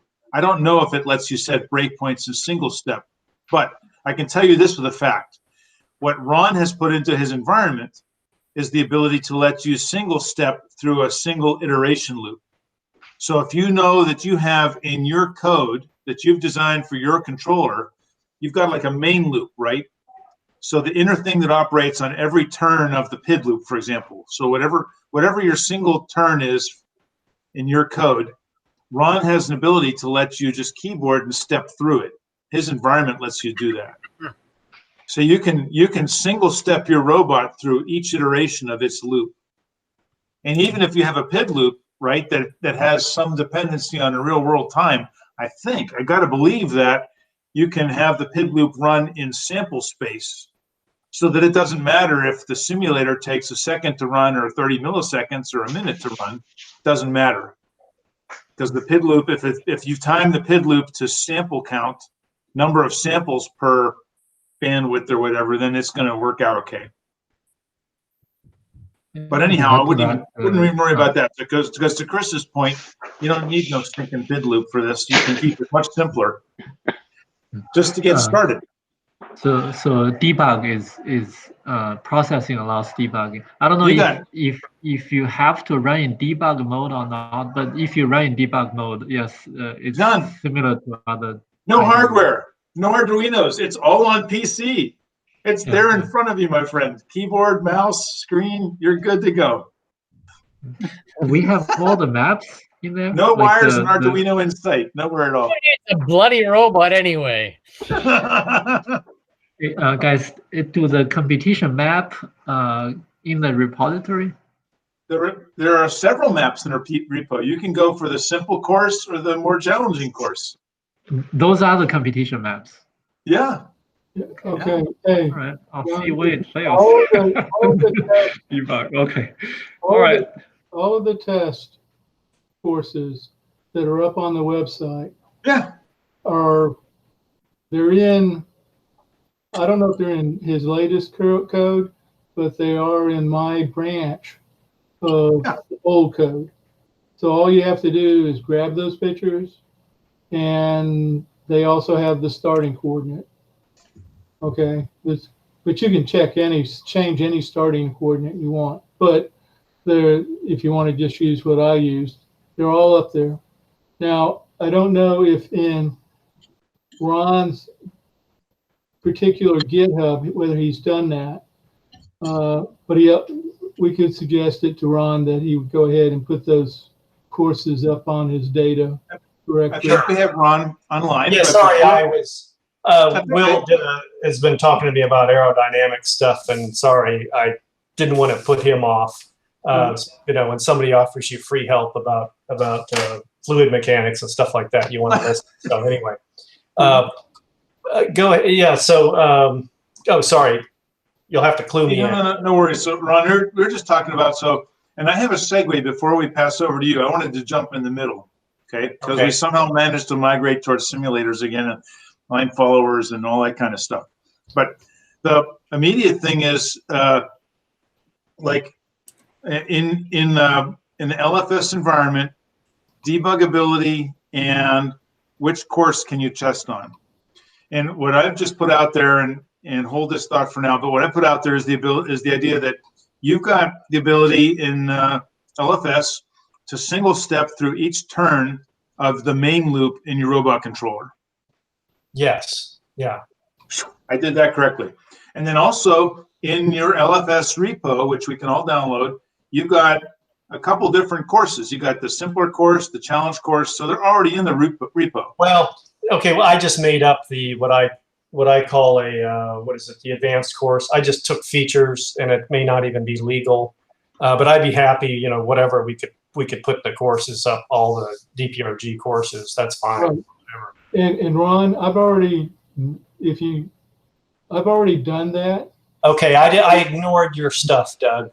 No, that's fine. I had to work away from people because that's what I've done my whole life. The whole point I'm saying is, though, all of the files that you would need Oh, cool. Okay. Are there. And, Yeah, let's get them there. And we can, I guess we could start a branch. I don't know, whatever. But it'd be easier if you just put them in the main. Sure. And, I can send those files to you, so I'll just. Well, I can look at your repo or whatever. That's fine. I guess so. The goal is now I guess they're all scaled at 64 dots per inch. Yeah. Let's not sweat those details. I mean, the point is that, like, John, if you want to get started, just download it and try it. Yeah. If you ask too many questions, then there's going to be 3 or 4 people spending hours to go write code for your thing. So we just need to start with what's out there. Because Ron, I guarantee you, Ron has some cool stuff out there. And here's my segue. Okay, so I'm going to sneak in here because I got two comments, and then I'm out of here on this topic. So the first one is actually for Chris. So away from the LFS environment. So for Chris on the Capella sim or whatever sim, I think on Saturday you were talking about not really sure how you would simulate Mecanum wheel robot in Capella sim. So after that, I went on my bike ride, and after about 5 or 10 miles, it is easy to do Mecanum wheel simulation using your own guidance. To don't sweat the details, just make it close. So do you want to know the secret here now on this very call, how to do that? Sure. So, okay, you got 4-wheel Mecanum robot, right? So visualize that, 1, 2, 3, 4 wheels. And they have their joints where the wheels turn like wheels normally turn. Okay.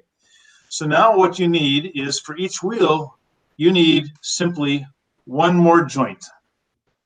Just like the azupods that they have on cruise ships, so that those wheels can independently turn 360, right? So in other words, follow me on this, and I'm gonna use my screen here if you can see my screen. So you already have, in Capella sim, you have wheels that turn like this, right? Can't see your screen yet. Can't see my screen. Oh, because I'm not sharing? Well, that would really be a problem. Very different. It's a good thing I took my swimsuit off. Okay, now you can see my screen. Wait a minute. We can see. No, wait a second. I'm seeing just you. You should be able to see your screen. robot. You see the robot. Okay. So you got 4 wheels on a Mecanum robot like this, right? Right. So they turn like this. So there's 1 joint, 2 joints, 3 joints, and 4 joints. But right now, those joints are in fixed relationship to each other, right? Now, all you need to do is add another joint with an axis for each wheel. See? So that not only do you have a joint here, but that this wheel can rotate 360. You take the inertia out of the equation. So now, if you use the same drive API that I use on this robot, you have forward translation, sideways translation, and turn. So you just need an API to that model, so that if you want to go diagonally, all 4 wheels rotate 45, and then they turn. You know what that's called? It's called a synchro drive. There's a name for that. What you're describing exists. It has a name. It's called synchro drive. See, there are no new ideas. Just get an old book. The first don't you have to bear the time to rotate those wheels to get your angle that you're going to drive this thing? Wait a minute. There seems to be some difficulty there because no. Zero inertia, infinite torque. It's not a problem. They actually have in the library that you get with Capella sim. I checked. There is actually a Mecanum wheel in there. Again, I don't know how it's implemented. Okay. Again, I would imagine they're not in the end doing it by fully replicating all the physics, right? Yeah. I'm sure they're doing some quote unquote cheating, like what you just described. Yeah. But it's there as a building block. I just haven't looked at it in detail. But you just invented the synchro drive. That's awesome. The first robotics kids call that the swerve drive. Basically, that's what they call it. Swerve drive is doing that same sort of thing. Yeah. You got high school reading it for you, Carl. Just saying. Well, thanks for humoring me. I thought I had an original thought, but Yeah, Let me go to my next Word original robot thought, too. and then I'll show you what Ron did with it. So I'm going to present for this one. There are no original thoughts in the world. Yeah, that's it. I once thought that there were, but then somebody told me that there were. There wasn't. So- Yeah. And sweeping generalizations are never true. So I'm just saying. Okay, so right now, are you seeing my email or the Fermata library? I'm seeing you. Oh man! Wait a minute, there we go. Oh, we're doing something. Email. Email. Yeah. Okay. All right. So also after the meeting, so this was quite the good bike ride because not only did I reinvent the synchro drive, but I came up with this other way to distract myself from working on a proper robot controller. So In a way sometime to waste somebody else's time. Sorry to cut in. Okay, no, I didn't say that. No, So Sunday morning, instead of working on my robot controller in LFS for the because I don't know Capella Sim, so I was going to do a Mecanum wheel in LFS because we already coached Ron into doing that. But so I sent Ron this question. I said, you know, instead of a controller, maybe I should have a skin for my robot, right? Yeah. What a dumb idea. So I said, Ron, you know, I tried to do this. How do I do that? And then I came back with another email. I said, oh, well, after all this code, I can do it. But I mean, am I in the right direction or not? Okay, so that was Sunday morning. And the next thing I know, I look at my email on Monday, like 6 in the morning, and Ron has been up for 3 hours on Monday. And this is where I hand over to Ron. Ron, do you want to show him what you've done? Because it's really quite cool. Okay. Yeah, let's see. Okay. So yeah, Carl sucked me in by kind of, oh, gee, it's not quite right. And is this the right way to do it? And I'm, you know, geez. I just asked if I was in the right. I said, go work on your controller. Don't change the library code. But he worked. Okay, let's see how the library savvy code. Okay. Okay.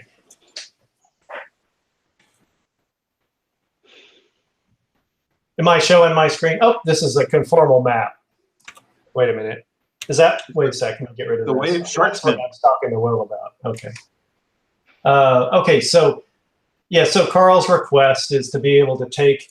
Well, here's the SimpleBot logo here in Inkscape, and I think that's you must have done something similar, right, Carl? What did you? How did you create yours? Me, I went to freeicons.com. Oh, okay.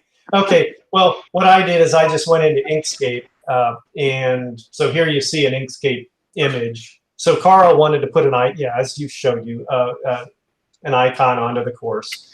So I went into Inkscape and then just created an icon, and I used a transparent background, which I think is pretty easy to do in Inkscape, particularly if you've got to export as PNG.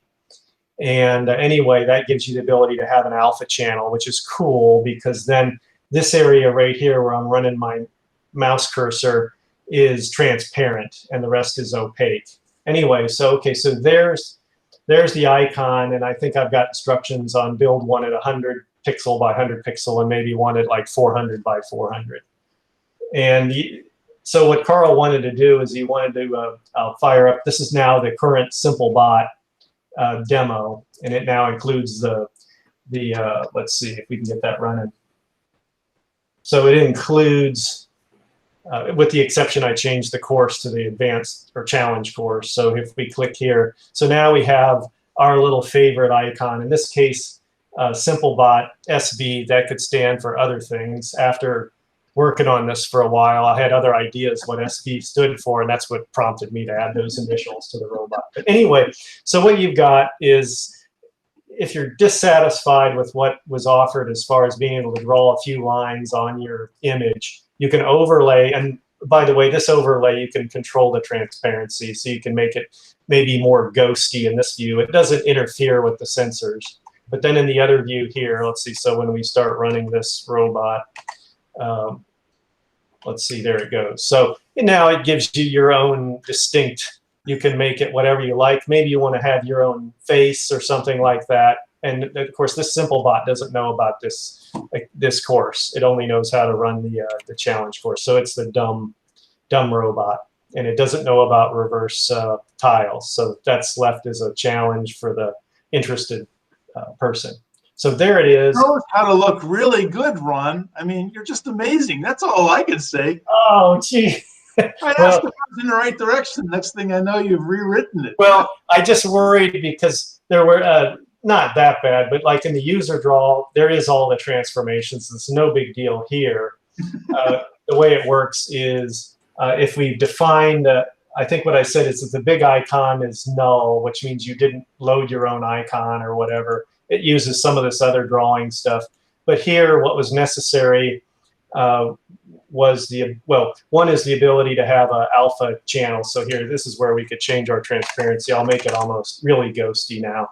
There was just a rotation that needed to be done here. Let's see, anything else? No, the other trick was to take the image and draw it into an area that's 10 inches by 10 inches. So that was the trick that requires a little bit of, so you've written a lot of processing sketches and you know where to look for some of this stuff. But anyway, at the end of the day, to implement, if you want to implement this and want your own personalized icons, here's the code in here.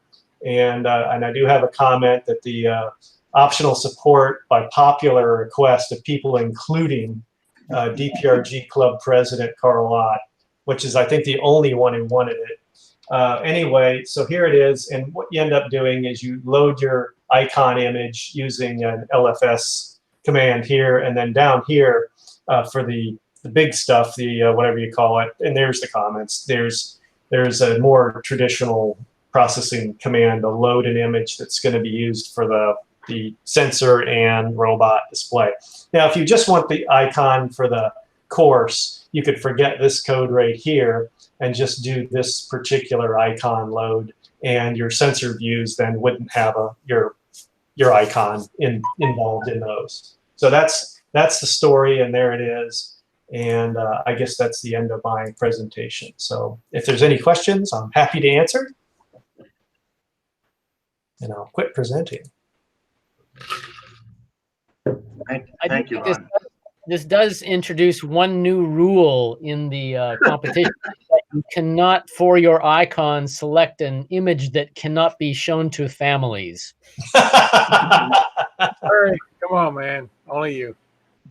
I knew you were thinking it, Harold. Oh. I don't know what that is. I guess I don't have kids, so I don't know what's appropriate or not. So I'll have to have guidance from some of you people who are able to tell me these things. Hey, Carl, thanks for showing us how to get Ron to do your homework. Appreciate that. Ron, just ignore your email, Ron. Well, he sucked me in. Occasionally people can suck me in. If you work, you can make me do things anyway. So that's my guidance for everybody. Please, let's stop asking Ron for stuff because he needs to do his controller and we need to do our controllers. Hey, it's good as it is. It's great as it is. What's the URL for that repository? Sorry. I can chat. Yeah. The URL, Carl he could type faster than I can. Oh, maybe. Okay. Is it GitHub? It's GitHub and it's ron-grant/LFS. All right. Yeah, here it's coming. So who is next? So let's see. We have Mr. David Anderson. Anything on your side? Uh-oh. Your mute button. Muted. Oh, I'll shut myself. Robotic mute button. How about now? Gotcha. Yep. Got me? Yeah. I have a question. I actually had a kind of a long question, but I was hoping that Will would be online because I think I need a mathematician. But I can contact Will. You want me to try? See if I can get him back online? Well, sure. Okay, let me get on my Squawk box and see if he'll go back. Okay, hang on one second. I'll jump over to my other item then and wait. The other item is, last week I was showing my robot pirouetting while navigating, and So I couldn't really see what it was doing because I had my laptop pointed at the floor. So I decided I would go and look at the video that we uploaded to YouTube so I could see what it looked like. And what I found when I looked, when I got to that part of the video, was that what I saw was a succession of delighted-looking faces, smiling and looking at something they were obviously interested in. But there wasn't really any robot to speak of, maybe a few seconds at one point. So it seems to me that I don't know exactly what the solution to that is. Carl, does that mean if I wanted to do something like that, that you would have to pin my display? Is it your sequence that it's recording?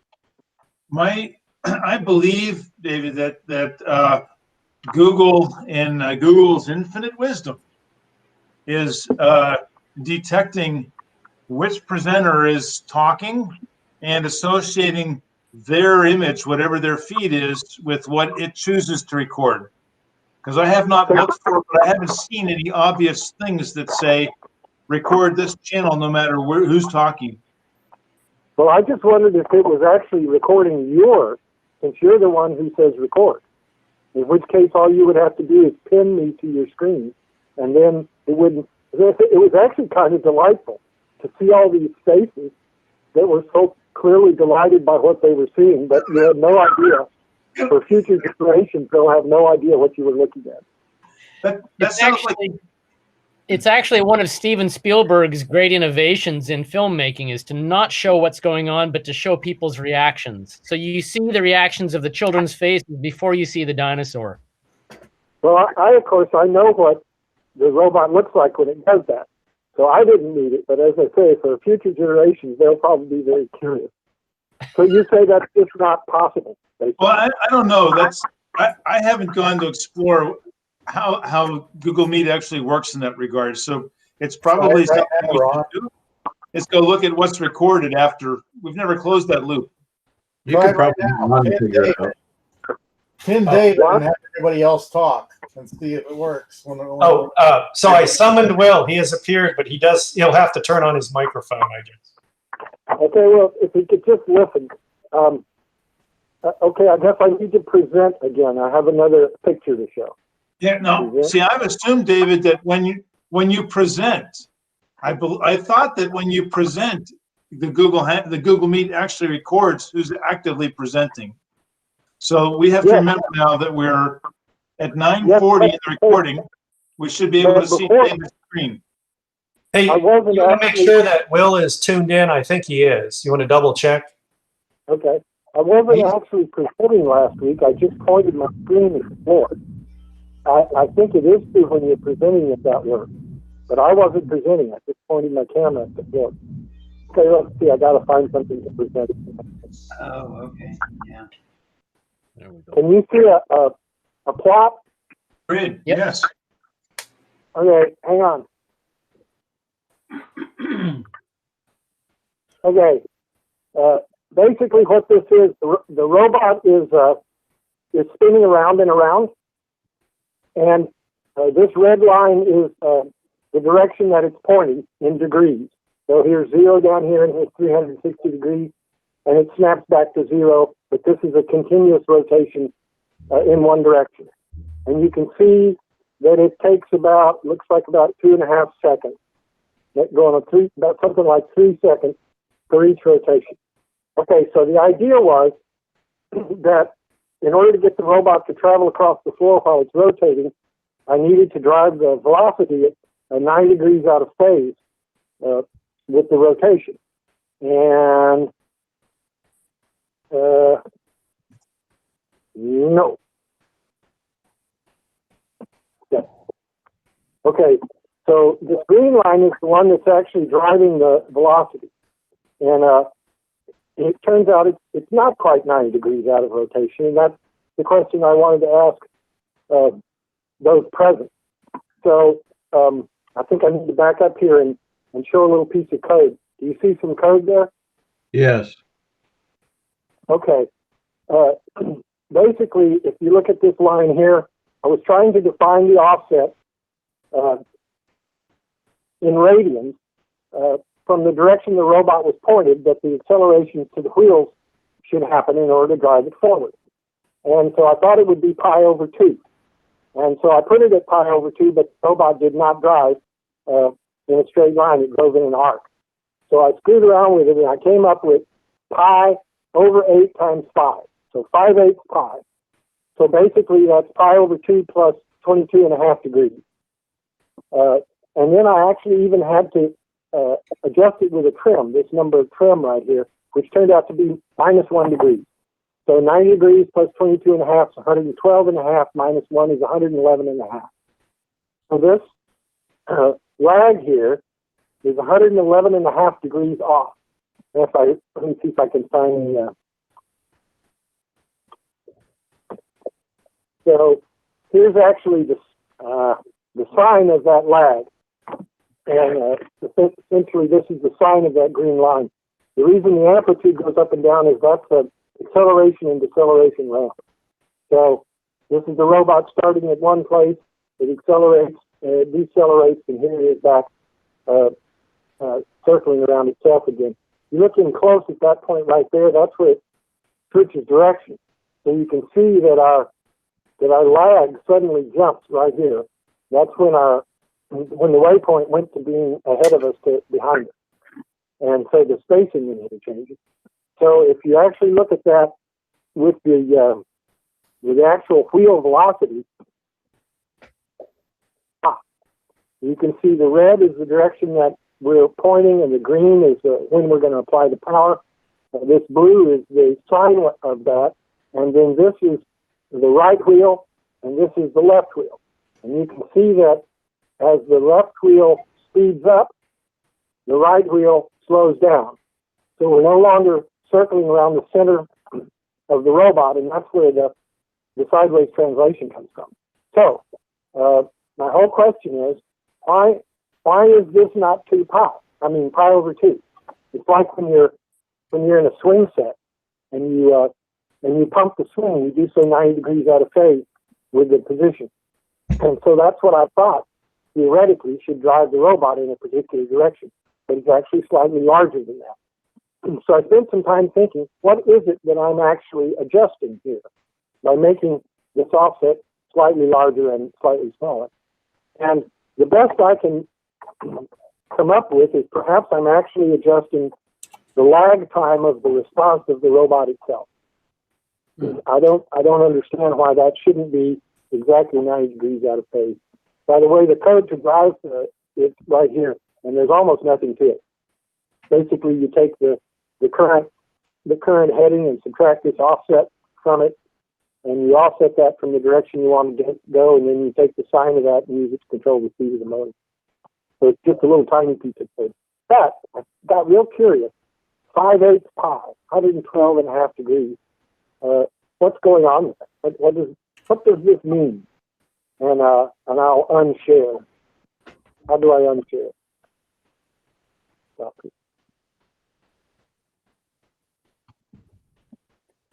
that's a stump question if I ever heard one. Well, so what is you're doing is that a pirouette? What is piro? Is that what you're trying to do? Ron, did you not see it last week? No. Yeah. I'll look at. I won't waste people's time. So you're driving in a circle, and you can't go look at last week's tape. All you'll see is smiling faces. Basically, the robot pirouettes around, and it travels in a certain direction while it does that. So you're rotating. Have it travel a waypoint. Okay. And rotating continuously. And then I can navigate a waypoint list while doing that. Okay, while rotating, while spinning. Like a ballerina. While spinning. Yeah. Okay. Yeah. So the idea is that ultimately you want to be able to combine a rotational spin and then some trajectory with that, right? That's your goal. That's not my goal. That's what it does. That's what it's doing now. I'm just curious as to how it does it. Let me see if I can plug it in and make it do it again. So this is a. So 5/8 pi doesn't jump out as anybody is saying, oh, of course, that's the way you have to So here's the visualization. If you look at my screen, so the robot is doing this and moving forward at the same time on the ground. Right. Okay. And you want to know why? He wants to know why it's 5/8 instead of exactly 90 degrees. Oh. Actually, I was thinking that this sounds a bit like a snide comment, but it's not meant to be. It sounds like that the 2 pi would probably be true if you were running a simulator, but I think David's right that actually the lag, the physical lag of it being a real robot probably is what he's graphing.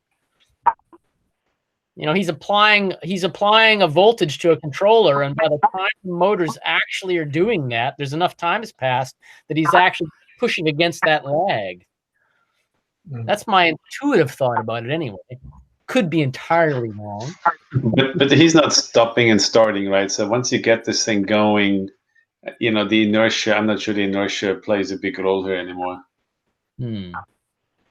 Oh no, oh no, another mitten is thrown down for you, Ron.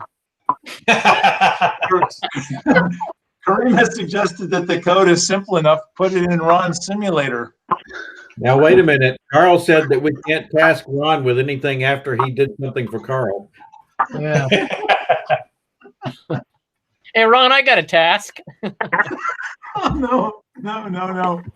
All we have to do is bumble about it really badly, and then Ron will jump in. Yeah, there you go. You know what makes me tick, right? You found his hot button. The clincher for me was when I had my Apple II and installed an Evans and Sutherland flight simulator that, you know, cost about $5 million at the time, and that was the clincher to try to make that Apple II do everything it could in the way of graphics. Anyway. Carl, you want to try to print? You want to try to pin me to your screen? Pin me on your screen. Oh yeah, wait a sec. Everybody pin David Anderson's picture, and we'll see if it actually records it. Well, we probably have to turn off our microphones too. Yeah, everybody turn off your own Everybody should microphone. unmute. David Oh yeah, Anderson. turn it off. Okay, hang on. Oops, hang on. Muting. Okay, so it's printed like that way, and I told it to go 5 feet that way and turn around and come back. Well, it's obviously turning around.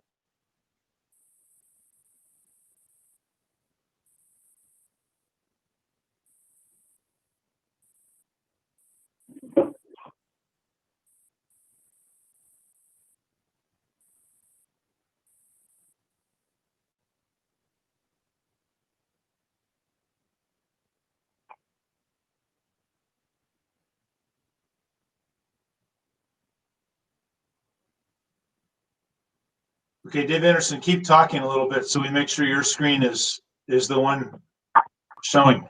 Or you can pin him. Just pin his image. That How too. about if I sing? Let me sing. Hey, David, could it have to do with the precession rate? In other words, if you put in 90 degrees, it won't precess, it'll just rotate in place. But if you have some other offset, it will. And at a faster and faster rate if you increase it. Say that again. Okay.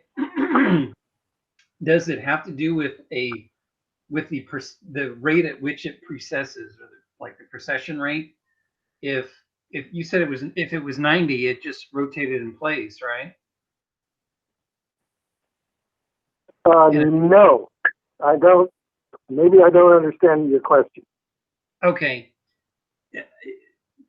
Okay, you thought it was supposed to be 90 degrees, but I thought you said when you put in 90 degrees, it rotated in place. It didn't pirouette or. No. When I put it at 90 degrees, it doesn't go in a straight line. It doesn't go in a straight line. Okay. So I had to make more than 90 degrees. I had to make it 111.5 degrees to get it to go in a straight line. Okay. David, so you're driving this left and right wheel with a function of time. Is there any feedback? Or is this a straight function of time? Well, there's a shaft encoders Is that what you mean?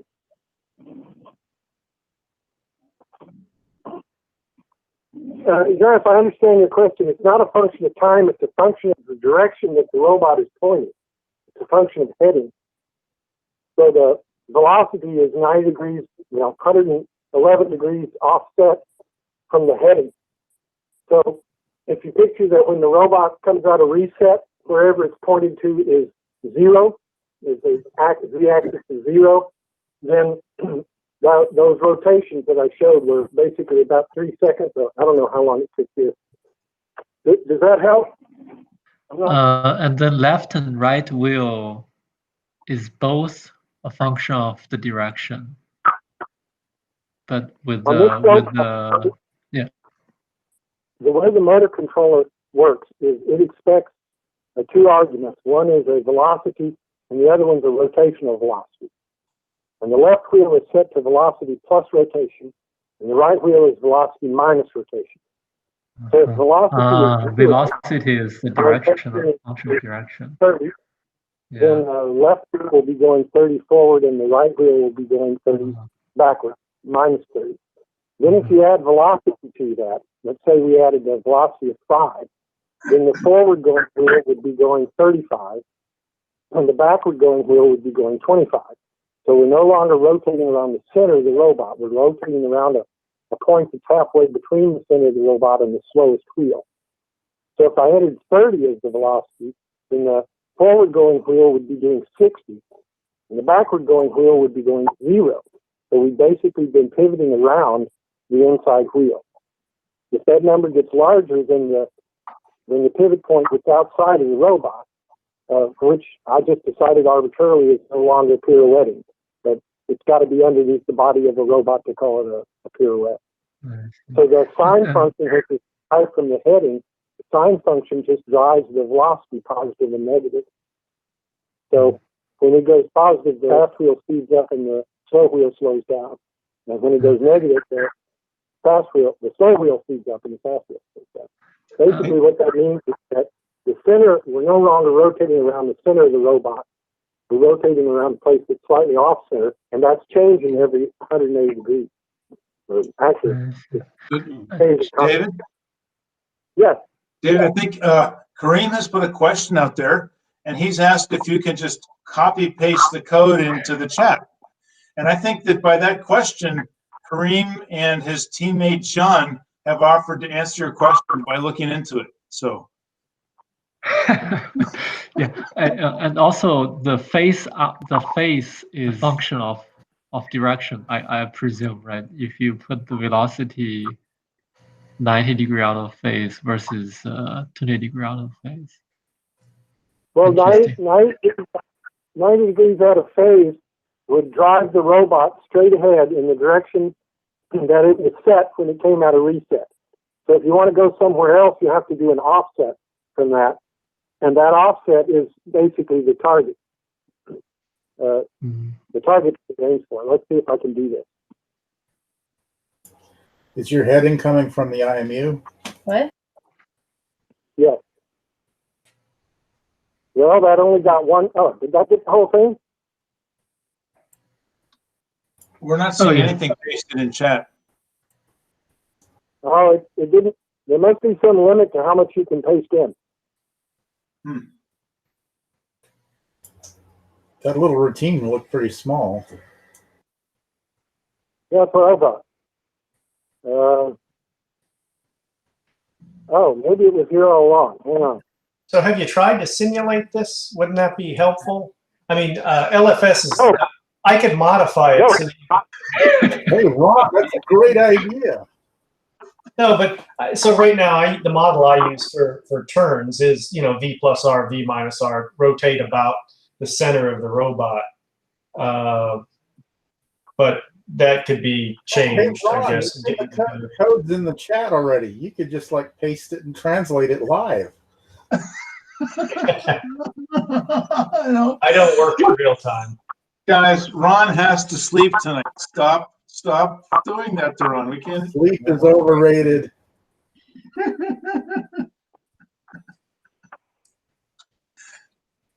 The last thing we need to do is especially Ron's sleep. We don't need to put another mitten down for him. He hates the mittens on the ground. They can't stand. That's it. I can't make this work. Basically, the part that I already posted there is just a little driver, and it's got two values, one called pyro direction and the other one called pyro gain. And basically, gain is your forward speed, and direction is which way you go. And so the navigation code, I just use the same navigation code I always use, since it knows all those things. And it sets the gain for its forward velocity, and it sets the pyro direction for the direction toward the target. But I don't seem to be able to cut the rest of it in here. This is the actual, can y'all see that? No. Not yet. I'm guessing by simulation, I think it's like the two-wheel velocity can know the actual rotation speed, and the integration of that is the angle change. So there's a feedback. But I'm guessing if you write it to simulate the result and vary your velocity relation with the direction or with the phase shift, there should be I mean, you can see how does it correlate? How does that phase shift correlate with your actual trajectory? That's basically what I did, and so I had to by hand, tweak that value until I could see visually that it was going in a straight line. And as I say, I expected that. It's like when you're in a swing set, and you pump with your legs, you do it 90 degrees out of phase is where you are. And that's how you drive the oscillation. So I assumed that you would drive this 90 degrees out of phase in the direction you want to go. But it didn't work. I had to tweak the numbers, and now I'm curious as to why. Because there's a feedback inside. I mean, when I was in graduate school, there's something like a parametric pump. So because there's an internal feedback, I mean, like active damping, like the way the damping changes with the position. So it's not. My view is probably someone could write a thesis out of it because there's a feedback inside. So I'm going to have to get out of here, and it's great hanging out with you, and I look forward to next week. It's 10:00 p.m. See, that's not long. Take care. Good to see you. So I don't end up working all night. Hey, Dave, if you look at the plots of the two different waveforms at 90 degrees and at whatever it was, 111, what's different in the two waveforms? Is there like a missing hump or jump when it finishes the cycle? All it does is it moves them back and forth in relationship to each other. So here would be 90 degrees and here's 111 degrees. Okay, so basically the two waveforms look very similar, except for it doesn't slightly different. Doesn't change the waveform. That's the only part of that. Let's see.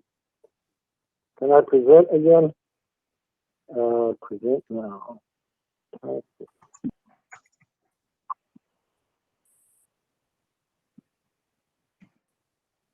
If you look right here at the very beginning, you can see that the very first, these are quite rare, but the very first one you see has a rounded acceleration. That's because the robot is sitting still right here, and it accelerates up to its rotational speed. And you can see that the out of phase one does that too, because nobody's moving. But it goes back to 0, 111 degrees before the other one goes back to 0. And this blue line we're looking at is that's the sign of this group. The blue line is the sign of the Oh, Dave, Will was having trouble, so he called me, and he said could you slow your robot down to half speed and see if anything changes? You know what I'm saying? Yeah. You want me to do that right now? Well, that's up to people. Yeah. How do I? We lost a few that had to peel away for whatever reason. So, and I think we've got. Yeah. Did we miss anybody yet? That wanted to say anything before we? So it looks like we're good to just follow through with this exercise and then call it a night after that. Is this too much, Carl? Are we ready to quit?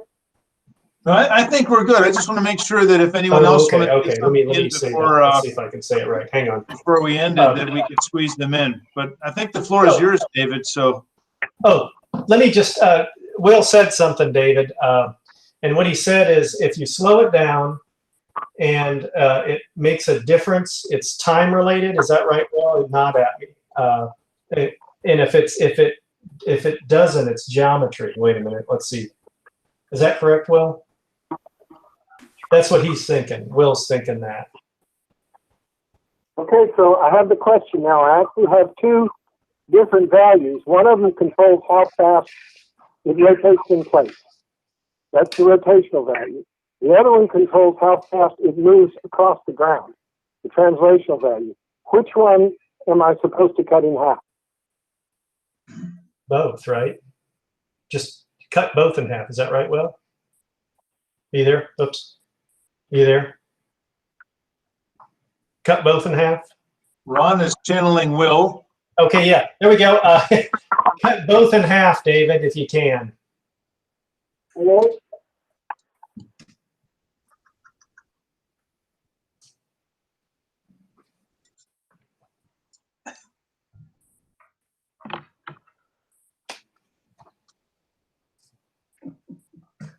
Will can put a Making fun of the sign up there. Don't make fun of people.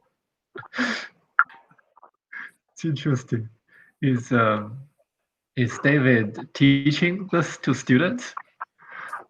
No, no. Oh, what's that, Will? I'm now talking on my shoe phone. Ron, you're awesome. No, they were making fun of stuff. No, I don't know. So I had to try to come up. Okay, here we go. He's going to do it. Okay, it's happening. Yeah, it's slow. I think we need the music from 2001: A Space Odyssey. There you go. That's quite. That would fit, wouldn't it, Kubrick? Yeah. So, Jean, David has something built into his robot so that with just a few controls, he can quickly and easily select many different internal variables within any section of his code, and he can change. I saw he had some. He had a demo with that selection and the value parameter changing. Yeah, that's. I believe the answer to Will's question is it acts exactly the same. Exactly the same, Will. You can hear that. Independent of speed.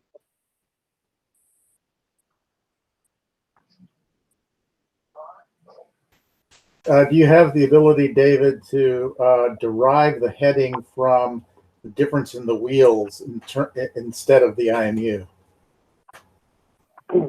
I do both. And I've run back and forth here and looked at both of them, and the IMU, while it's spinning like this, seems to be a better long-term than the wheel. Well, I'm sure it is. My question is, if you disable fusion, ignore the IMU entirely, you're just looking at encoders for both sets of operations, if you like, then that takes a variable out of the equation.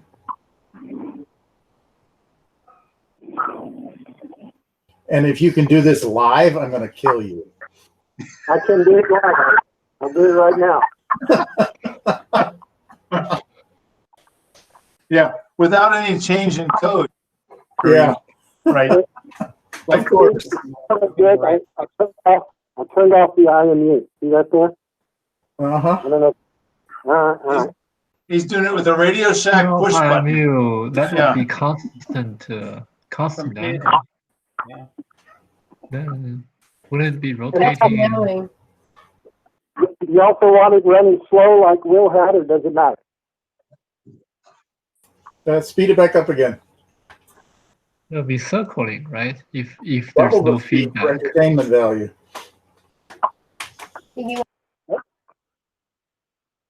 Uh-oh.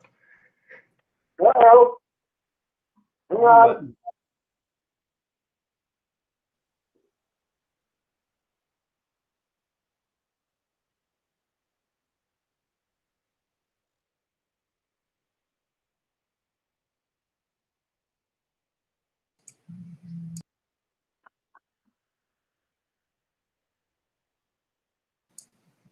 I accidentally hit the, just to give me a minute.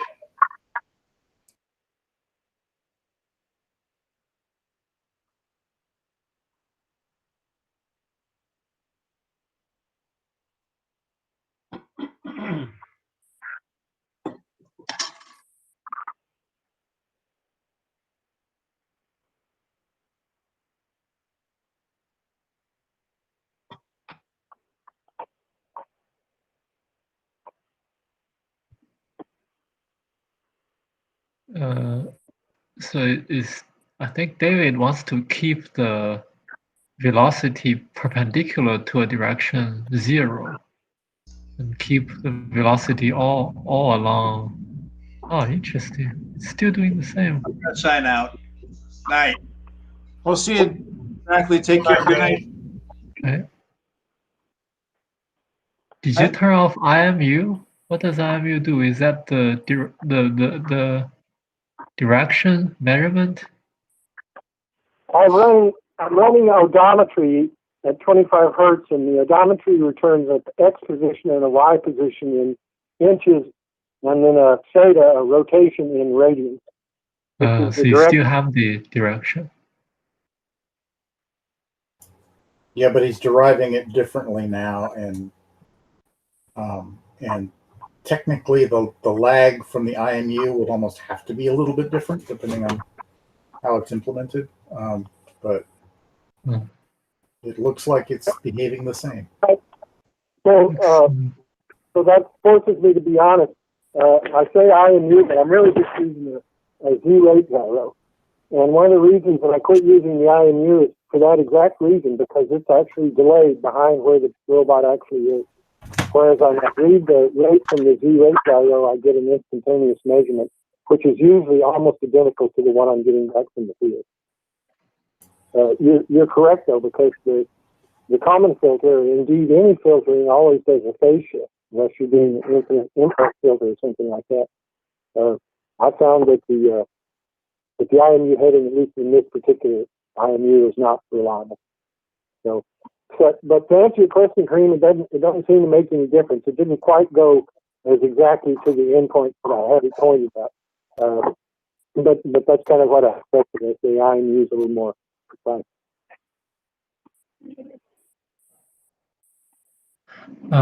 David, are you trying to optimize it? Optimize the motion by tuning your phase, or the function of velocity to direction? Exactly. And when I get that phase just right, then it can drive in a straight line. If it's too small, then it curves to the left. If it's too large, then it curves to the right. That is like that. Yeah. So like the velocity or the integration of velocity on the perpendicular to a direction is not 0. I mean, it integrates to something. I see. It almost looks like you want to know why. Right? So another possibility, because I'm spinning continuously, maybe the values that I'm calculating for my heading are correct, but they're delayed. I think it's more likely that it's ramping the motors up and down, and the inertia of the robot that I'm somehow adjusting for by extending that. Can you directly control?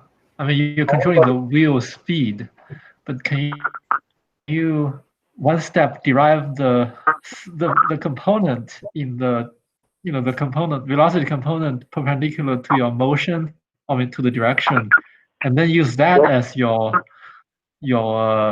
control mechanism, like minimize that. I think that is what I'm doing, if I understand your question. Basically, I calculate that offset, and then I take the sine of that, and then I scale that by a gain. So when that gain is 0, the robot just rotates in place. And when that gain is 1, it's moving as fast across the floor as it can. That's how I do the acceleration ramp. So basically, the arguments that get handed to it is a direction in radians and a gain for the speed. And of course, that direction in radians is an offset from the universal coordinate system. But okay, I see everybody's eyes glazing over, and my eyes are glazing over.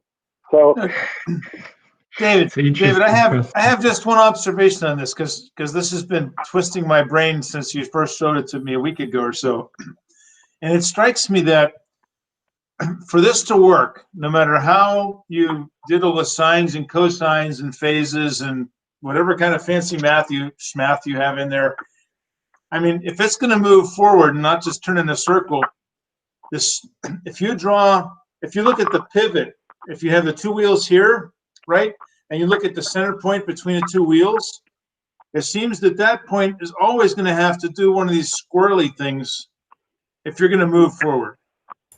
Because it has to.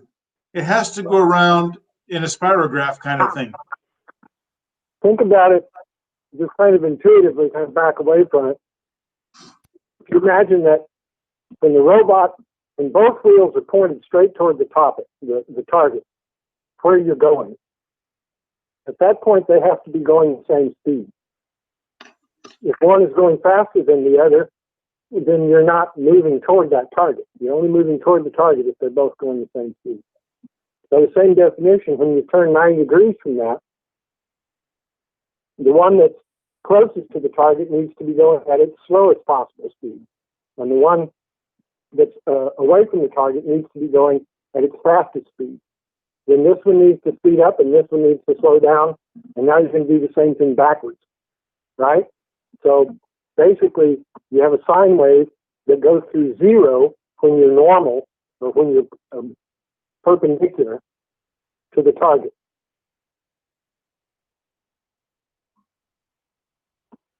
Right. And then you're going to sinusoidally move that point continuously. Right. So in a way, if you think of the center of your robot, the center of the robot does not move in a straight line. It does not. It kind of fools the human eye, but it's really working its way in one of these swirlies. So it's not really a straight line.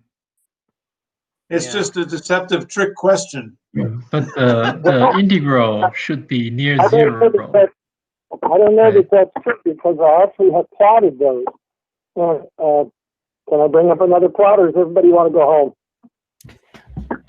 I was going to David.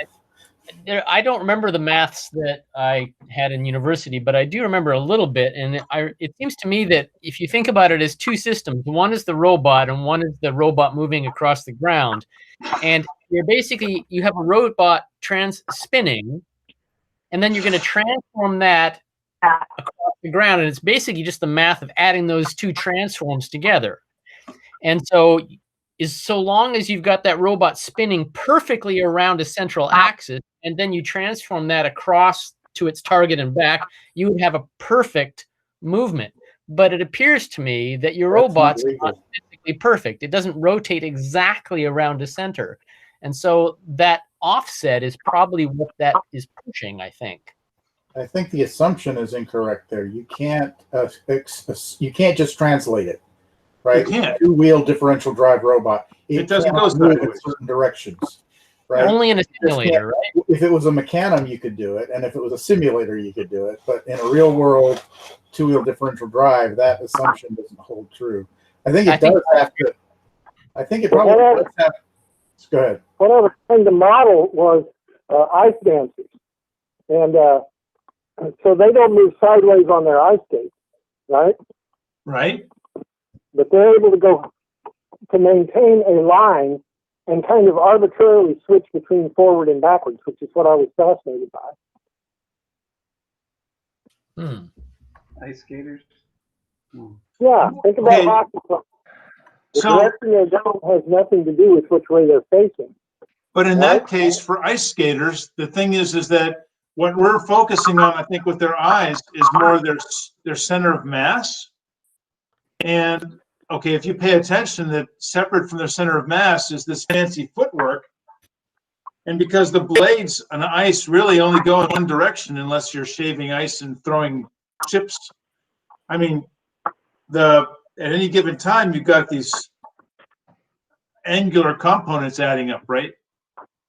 In fact, I think actually David might have answered his question by posing ice skating, is because the only way that you can skate on ice is by inertia. You know, you're actually pushing against the edge of your blade. If you had no inertia, you couldn't move on ice.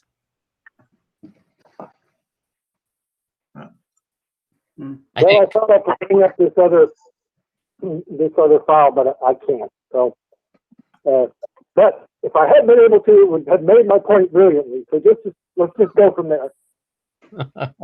Hey, you know, if you think about the last half an hour, if we all had pipes, like we could sit here just musing over how it should be. Okay. The only thing that was really missing was martinis. I gotta go, guys. It's been a good All time. right. Have a good afternoon, Murray. Have a good evening, everybody. See you, Murray. It's a fun time tonight. Take care now. Good night. Good day.